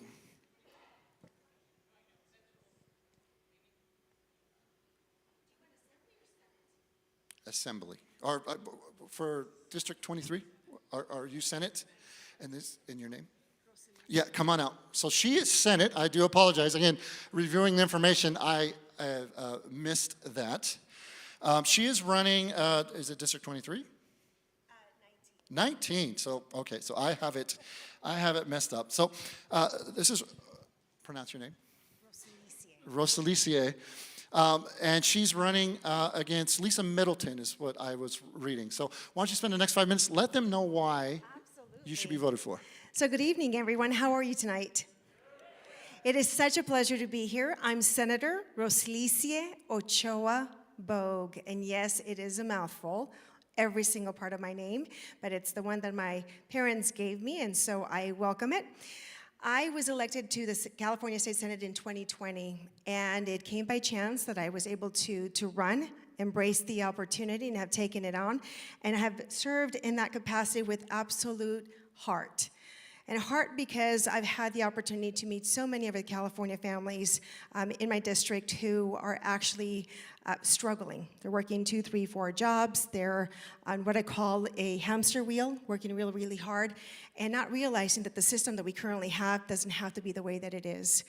So I'm glad that you're focusing on education because I've actually focused quite a bit on education while I've been in the district. I've held, and I believe, in transparency and accountability. To that effect, I've actually held 50 town halls in the past 2 years within my district, going to the people, not hiding, but going to the people in order, thank you very much, in order to be able to be held accountable for the votes that I've had, give me an opportunity to talk about the ideas that are guiding the legislative bills in the Senate, in the legislature as a whole. So you were talking about education, so let's talk about education really quick. I am a Republican. I mention that because we have to understand, thank you. But even if you're not a Republican or support of Republicans, I promise you, I'm a warm, fuzzy one. You will actually love me. But in seriousness, let's talk about the California in education and understand where we are and how we're gonna have to change things. In California, we have the governor, who's been a third-term Democrat, 14 years actually in place. We have the state Senate, 40 senators. 40 senators in the state Senate representing just under 1 million people. I currently represent 1.2 million people with redistricting and having some additional cities that were given to me because they don't have a senator quite yet. So that's my current district, Senate District 23, but I'm running in the newly redrawn Senate District 19. In the Senate, we have 31 Democrat senators, 9 Republican senators. You need 21 votes in order to pass a piece of legislation. Democrats have had the majority in the Senate for 40 years, around. In the Assembly, we have 80 Assembly members, 80. Out of the 80 Assembly members, we have 62 Democrats, and we have 17 Republicans. We've had and 1 open seat, and they've had the majority just over 20 years. So when we start talking about the issues in California, this is frontal lobe, educational, government 101, politics aside, this is the ideology that's happening in California. We've got to do better. When we think about the cost of living, when we think about our education, when we think about housing, affordability, and availability, we have to think about where we've been and how we're gonna change, because what we have, the status quo, is not working. Would you agree?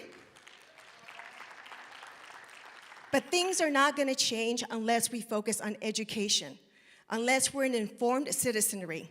The Inland Empire, comprised of the San Bernardino and Riverside counties, are the fastest growing region in California. 5th in the nation as of about 2 years ago.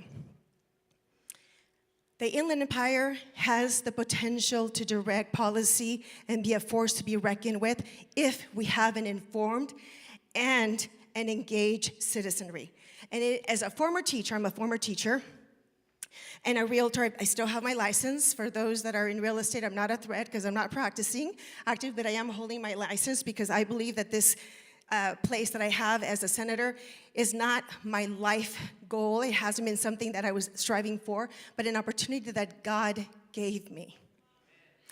And looking back at all of my life experiences, the hard times, the good times, personal and professional, I have seen now how He was placing me in the right place at the right time with the right circumstances to gain insight and be able to bring that forth right here to this place and right now and be able to serve the people.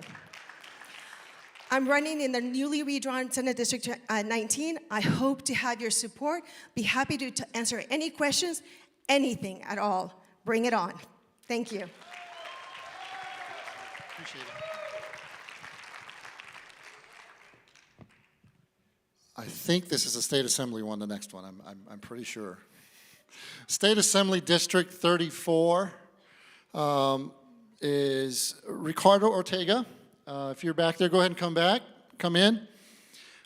He's running against Tom Lackey. Tom Lackey was not able to attend tonight, but we do have Ricardo Ortega here representing District 34, correct?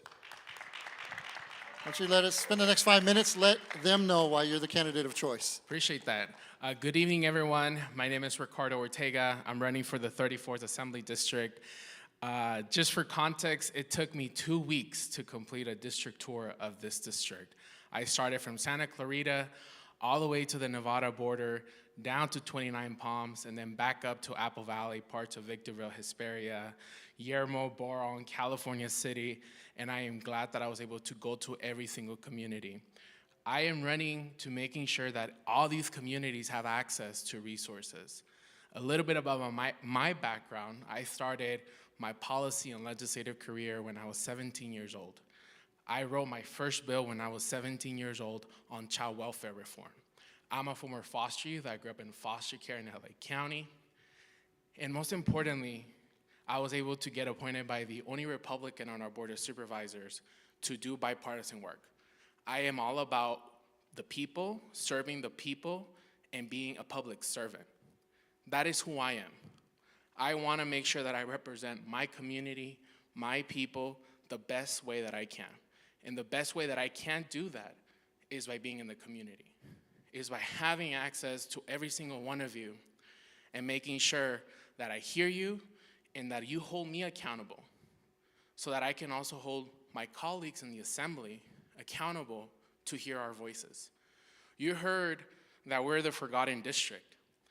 We are. This district is a new district that has diverse needs, that has different philosophical issues with each other because they have that mentality of, oh, well, Lancaster, Palmdale, Apple Valley is stealing our resources. Instead of that, we should unite together and fight for that because the Christian way is to love our neighbors. And I myself am a Christian. And a lot of the times, just because I belong to one specific party and we don't align, but I have to represent my people. I have to represent my district. And my district wants change. They want their fair share of resources. They want a hospital in the district that can treat our children. That if you are driving to Las Vegas and you get, God forbid, but you get in a car accident, your children have to be flown to LA. And we know the winds out here, that if they blow the wrong way, it's not gonna be able to get up. So now you have to take an ambulance that's gonna take you 3 hours to the nearest hospital. That is unacceptable, that just because we do not send the right person to Sacramento that will represent every single one of us, we have to live with the consequences. That is not okay. So I am here to ask for your support to vote for me, Ricardo Ortega, for California State Assembly, District 34, because I want to be your ally, your support, and most of all, an advocate for the high desert and mountain regions that I am proud to represent. So thank you so much for being here, for sticking with us, and I look forward to connecting with every single one of you. God bless you.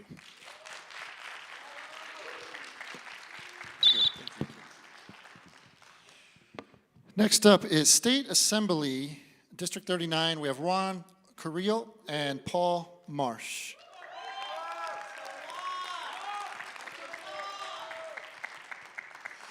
Juan, I'm going to give the mic to you first.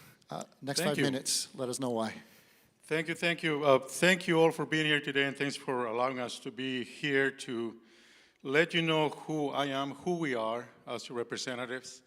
And if it's okay, I want to start by letting you know that some of us legislators are faith-based. We have a Bible study that meets every Wednesday, and Pastor Frank sends us a proverb from the Bible every day. So if it's okay, I want to read the proverb that he sent us for today. And again, this comes from the pastor that meets with us every Wednesday at 8 a.m. during session. And this is Psalm 31, 2-3. Lord, incline your ears to me, rescue me quickly. Be to me a rock of strength, a stronghold to save me, for you are my rock and my fortress. For your name's sake, you will lead me and guide me. I think that's powerful. And I mention this because in the legislature, we need to be reminded of the work that we do for all of you, each and every one of you. And I want to take on what Senator Rosilio Ochoa mentioned. She told us about the makeup of the Assembly, the makeup of the Senate, and the seats that are Republican, the seats that are Democrat. And I do believe that we've had a very successful first session in Sacramento. And just today, the Victor Valley News Group put in an article that talks about the success that we had in the office. And the title is, Assemblymember Juan Carrillo celebrates 10 bills signed into law, advancing key priorities for our community. Our community is a high desert. Not one, not two, not three, but 10 bills, as the Victor Valley News Group says, that are essential for our community in the high desert. And I am just going to go through a couple of them. If you're interested in reading that article, it's in the Victor Valley News Group. 3 of those that I want to highlight because of the explanation that Assemblymember Ochoa gave us. Retaining correct technical education teachers. That's one of those that got signed by the governor. Assembly Bill 2192, Assembly Bill 2731, accessory dwelling units. Those are the needs that we have here. Energy, all of those things that we need to continue to be working on in the high desert to bring those resources. And I'm not going to go about what every other candidate mentioned, because they mentioned about the needs that we have. We all know what those needs are. One of those needs are resources, that's money. And earlier this year, Mayor Liz Becerra came to my office, and she asked me to include the city of Victorville in a bill that would allow the city of Victorville to retain more sales tax. We didn't do that. We introduced our own bill that allows the city of Victorville, Palmdale, and Lancaster to be able to capture more sales tax so that that money stays here in our communities. Those are the kind of things that we're working on. I'm also going to talk a little bit about what for some stakeholders believe is going to be detrimental to the high desert, and that's AB 98. I'm a city planner by profession. I've done this for 20 years. AB 98 relates to warehouses. The Inland Empire, the Freeway 10, is full with warehouses. That's where the industry is building warehouses. But they're building them next to schools, next to parks, next to people's backyards. That has been something that has been talked about for over 6 years in the legislature. This year, as the chair of local government, we were able to finally pass legislation that addresses that issue. Some people will disagree, but that industry is coming up this way. Why? Because when I walk outside of this building, I see a lot of vacant land. Something that is not there in the Bloomington area anymore. We want to keep those businesses here. They're going to come up here, they're going to create jobs. They're going to create property taxes. We listen to what other candidates says about property taxes. We will need to continue working on it, and you have my word that I will continue to work on that. Because this essential buildings, this essential industry is something that we need to attract in the high desert so that we stop going down below, as we say, for works, that we can spend more time with our families. And those are the things that I will continue to work on. My name is Juan Carrillo. I'm your assembly member representing you in California, Sacramento, running for re-election. And working together with those candidates, we will make sure to bring more resources to the high desert. Thank you. Thank you. Appreciate it. Paul Marsh. All righty. Good evening, everybody. My name is Paul Marsh. I'm also running for State Assembly, District 39.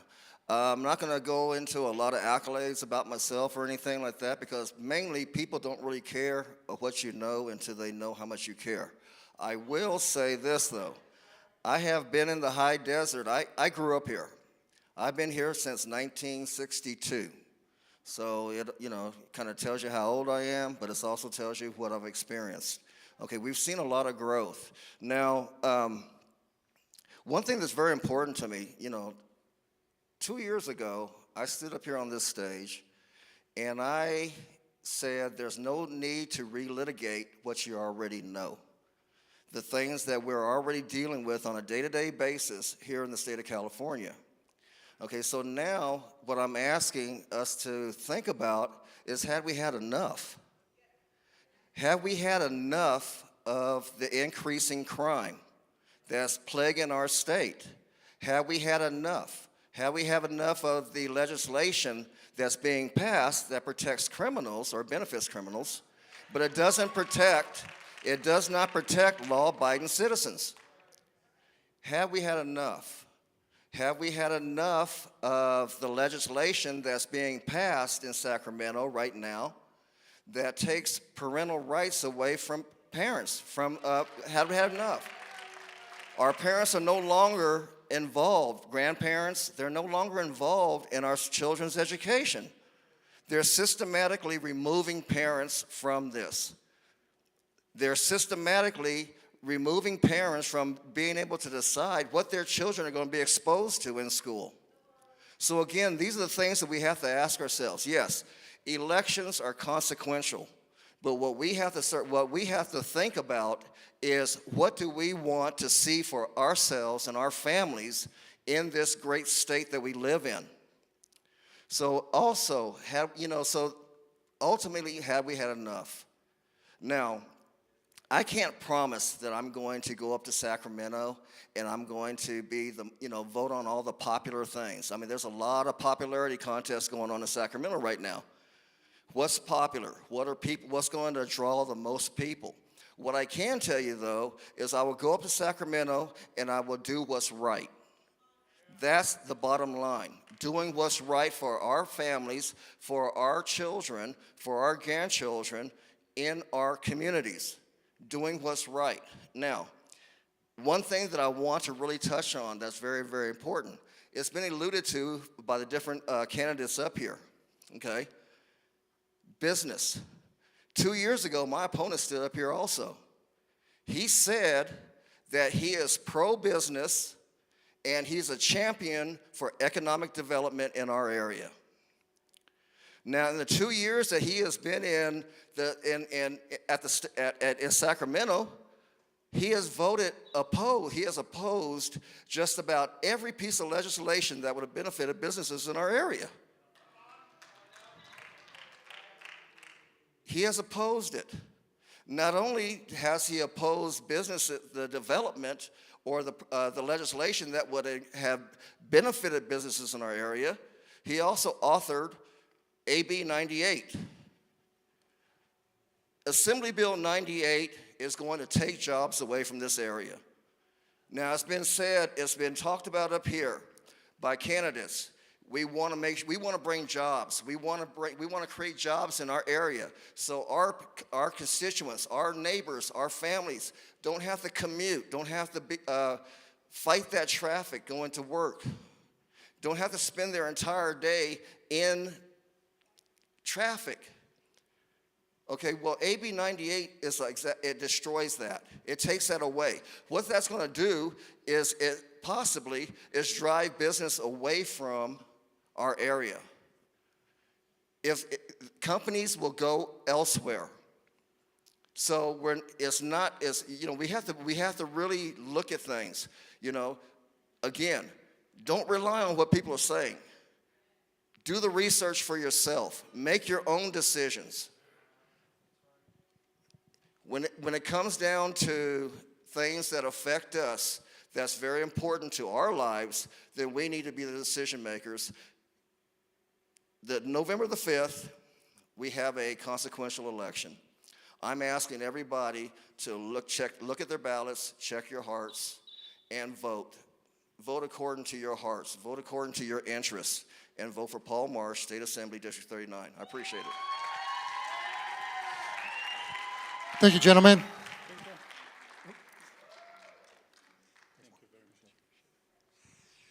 At this time, I want to ask Derek Marshall and Jay Obernolte to come up and finish us off. As they come up, I just want to talk about Congress for a moment. Members of Congress play a crucial role in shaping national policy and representing the interest of their specific regions. The U.S. Constitution established the House of Representatives to ensure that regions represented by population-based districts have a voice in federal legislation. Each congressional member is elected to represent a distinct geographical area and its residents known as a district, ensuring that local concerns are addressed at a national level. Historically, the system was designed to provide equitable representation for different states and regions, recognizing the diverse needs and interests across the country. Voting for congressional members allows citizens to have direct input into how federal laws are made and how the region is represented and Washington, D.C. I'm going to start tonight with Derek Marshall. Derek, next 5 minutes, why are you the candidate? All right, awesome. Well, thank you, Pastor JJ. I feel like I got to get some notes up here, and I'm going to bring the hat right here. I'm sure a lot of you have seen around town the pictures of me in the hat, and so I will say right now, they will know me by my works, and they will know me by my hat. So I see a lot of new faces tonight, and so I just want to introduce myself really, really quickly. My name, for those of you that don't know, is Derek Marshall, and I am running for Congress here in California's 23rd Congressional District. I was raised in the church. Every single Sunday growing up, I was in the city feeding the homeless. My aunt and uncle made the chili, and my mom and dad would take us into the city, first with the 93 Dodge Caravan, Forest Green, and then with the 97 Dodge Caravan, and then with the 2003 Dodge Caravan. So service really runs in my blood, and really defines a lot of why I'm doing what I'm doing. And you know, I heard a little bit from Pastor JJ tonight. I really liked the word he was using. He was like, it is time for a high desert revival, and I couldn't agree more. What we need right now is we need a dirt road revival. And I'm going to tell you something right now. And a lot of us as humans, I'm going to play psychologist for a second. I'm not a psychologist, but you know, humans are moved by two main emotions. We're moved by love, right? You get the butterflies in the stomach and you see that person you like for the first time. And we're moved by fear and hate and, oh my God, there's criminals and this and that. And I want to remind everyone, because I feel like it would be remiss to say that being in the house of the Lord right now, Jesus Christ was moved by love, right? Jesus Christ was moved by love. And when we decided to open our coalition offices right now, thanks to Juan Carrillo and the investment that we've had from this side, we opened it in Old Town Victorville. Judge them by their works. We opened our office in Old Town Victorville because we wanted to be close to the unhoused, because we wanted to be close to the people that need help. Every single day when I go into the office, I am talking to homeless veterans. We have feed cap packages that we make for them. We have aunties, we call them aunties and senior citizens that come into the office that are making these packages and making literature packages. Judge them by their works. And that is what is instilling in my politics. Now, I like Jay, right? I really do, and I think he likes me too. And you know, the thing is that we need a new politics in this country. We need a politics that brings us back together, that brings us to civility. How many people watched the debate the other night? Yeah, with J.D. Vance and Tim Walz. The thing that I loved about watching the debate the other night was how civil it was. And I said, oh my God, can we please, please, please get back to a politics that's unifying like that? And I have to say that, you know, the thing that I've really enjoyed, you know, campaigning or you know, running against Jay is that I feel that really is instilled in both of us. Judge us by our works, right? Now, in terms of policy for the high desert, it is my vision, and I think the vision of a lot of the folks in here. You know, we're running in a coalition right now. The vision that we have is to build the next great American city. And it's to come all together and to figure out whether that's a level 1 trauma center, you know, UC, high desert, whether it's all the different policies that we've heard tonight, affordable housing, right? It's higher wages, it's bringing jobs to the high desert. And that is what infects my policy. So the ask that I have when you're looking at the two of us right here is I ask you to judge me by my works, right? Take a look at the energy that I bring to this stage today. This is the energy that I'm going to bring to the high desert. This is the energy that I'm going to bring to the office. And the last thing that I'll say is it's about relationships, right? And I know it's a pain in the butt to exist in a state where there's a supermajority Democrat. I know because I'm existing in a region that's a supermajority Republican, right? So what I want to say right now is relationships matter. Us coming together matters. And if that sounds good to you, then I hope that you'll come, talk to me outside, pay us a visit at our office, 15577 7th Street in Old Town, Victorville. Thank you very much. Derek Marshall is my name. And I'd like to finish us off tonight, our current Congressman, Jay Obernolte.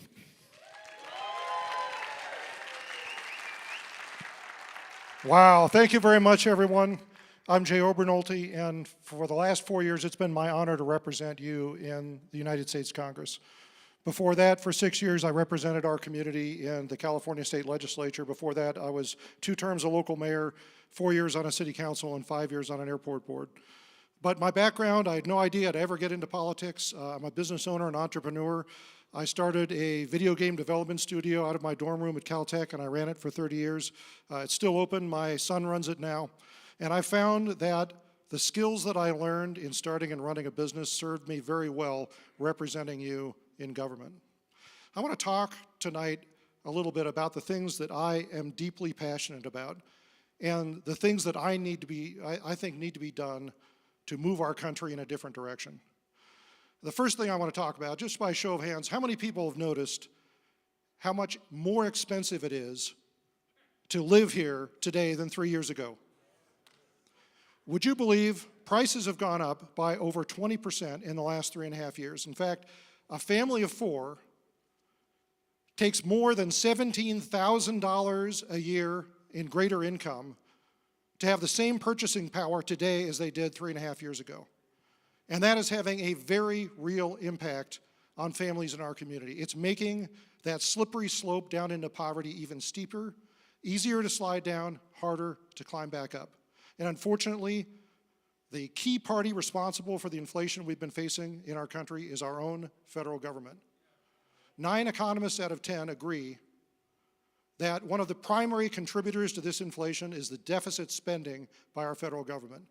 Folks, our government this year will run a deficit of nearly $2 trillion, 2 trillion with a T. That's about 30% of federal spending. And when you have that much borrowed money flooding into the economy, it devalues the dollars that are already out there, and inflation is the result of it. And on top of that, unfortunately, the Congress dumped an extra $4 trillion into our economy at the end of COVID, when the economy was already recovering. We were told it was going to be inflationary. We warned it was going to be inflationary, and unfortunately it was. And this is the result. We absolutely must get federal spending under control. And that's why I've introduced a constitutional amendment that would require Congress to balance the federal budget every year, because I think Congress has proven itself politically incapable of doing that. Something else that I am deeply passionate about is our national debt. Our national debt this summer passed $35 trillion. If you do the math, that's $103,000 for every one of us, for every American. And I don't know about you, but as a parent, and now Heather and I, as of last year, are grandparents, I feel like we have an obligation to leave our world a better place for our children and our grandchildren than the one that we inherited from our parents. Would you agree with that? But I ask you, how can we do that when we're leaving our children with over $100,000 each of debt? And that's why I've introduced legislation to establish something I call a Finding Federal Savings Committee that would go through every single piece of federal government looking for programs that were underperforming, that were not meeting their original goals, that were wasteful or duplicative, and scaling them back or eliminating them to get our federal budget back under control. Another thing I'm passionate about is energy prices. Raise your hand if you think it's not right that we pay over twice as much for residential electricity here as we do in neighboring states like Arizona and Nevada. That's what's making it so expensive to live here. And that's why I'm proud to serve on the Energy and Commerce Committee in Congress, and I was proud to fight for the passage of H.R. 1 this year. That is one of the biggest expansions of the availability of energy production here in our country. So if you are passionate about the same things that I'm passionate, if you believe that our federal government should live within its means, if you believe that it's immoral to leave our children a debt of hundreds of thousands of dollars when they first step in the world. And if you believe, as I do, that we need to stand up for the people that stood up for us and honor the promises we made to our veterans, I'd be honored if you would support me in another term representing you in Congress. And one thing, if I could ask you for something with a couple of seconds left, one thing that I would ask of you, in addition tonight, is would you pray for me? God's word tells us that if any of us lacks wisdom, we should ask it, and it will be provided what? Freely and in abundance.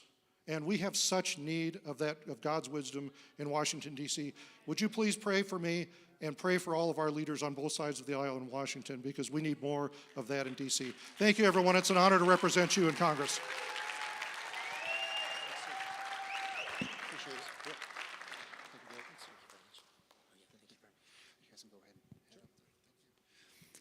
Thank you, everyone who came out. Why don't we give all the candidates one more clap? I did want to let you know, tonight was streaming.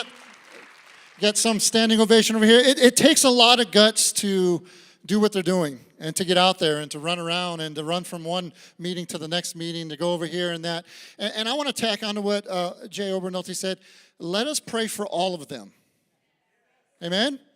That's part of our unction. That's part of who we are as believers, as Christians, is that we should be praying for our leaders. We should be praying for those that are putting themselves out there. Another thing I just wanted to say for just a moment, talk to your friends and family. I think this room should be full, and it's not because I'm hosting this event, but it feels like the church is sleeping right now. And we wonder why things aren't going the direction that we hear our pastors preach about on Sunday. We wonder why things aren't going in the moral direction that we believe should be. It's because we don't show up to things when we got 21 candidates in place and we can get to know them. It's because we don't show up and so we just try to make it to church so we don't make it to hell. But that's not what we're called to do. But anyways, I'll start preaching because that's what I do. Anyways, thank you. Again, thank every one of you for coming here. We are streaming right now. I did want to let you know you can watch this on Victorville First Assembly of God's both YouTube and Facebook channel afterwards. To the candidates, I suggest that you repost some of these things. You can go and take some little snippets, find some things that maybe you guys did well. Next 30 minutes is my favorite 30 minutes of these events. Outside, candidates are going to be at their tables. Get to know them. Give them some questions that you need some answers for. Get to know them as a person. Understand their story and get to know your candidates well. Again, thank you. I'm going to ask Pastor Daniel to come up and close us off as we end tonight and we finish off in the foyer. Again, thank you for attending. We appreciate it very much. Why don't you give an applause to him, Pastor JJ? Why don't we stand for a bit? Before I close in prayer, I wanted to tell you this. Most of you are going to be a winner in November 5th. Most of you. But what about the one who loses? You don't forget, because I heard so many good things to do in our community, that don't forget the one who loses, because the next time there might be a winner, and you want him then to help you up in those things. I'm going to pray now in Spanish, if you don't mind, but I wanted to be with your hands together as leaders of our community and California and the Senate and the Congress. I'm going to vote too. I cannot vote for everyone, but I'm going to vote too on November 5th. And I got it as simple because the Lord told me that nothing is impossible for us. And if we want a great community, we want that community can be done, and we can do it. And if you unify yourself, if you get it together, the winner and the one who loses, get it together, you guys gonna make it.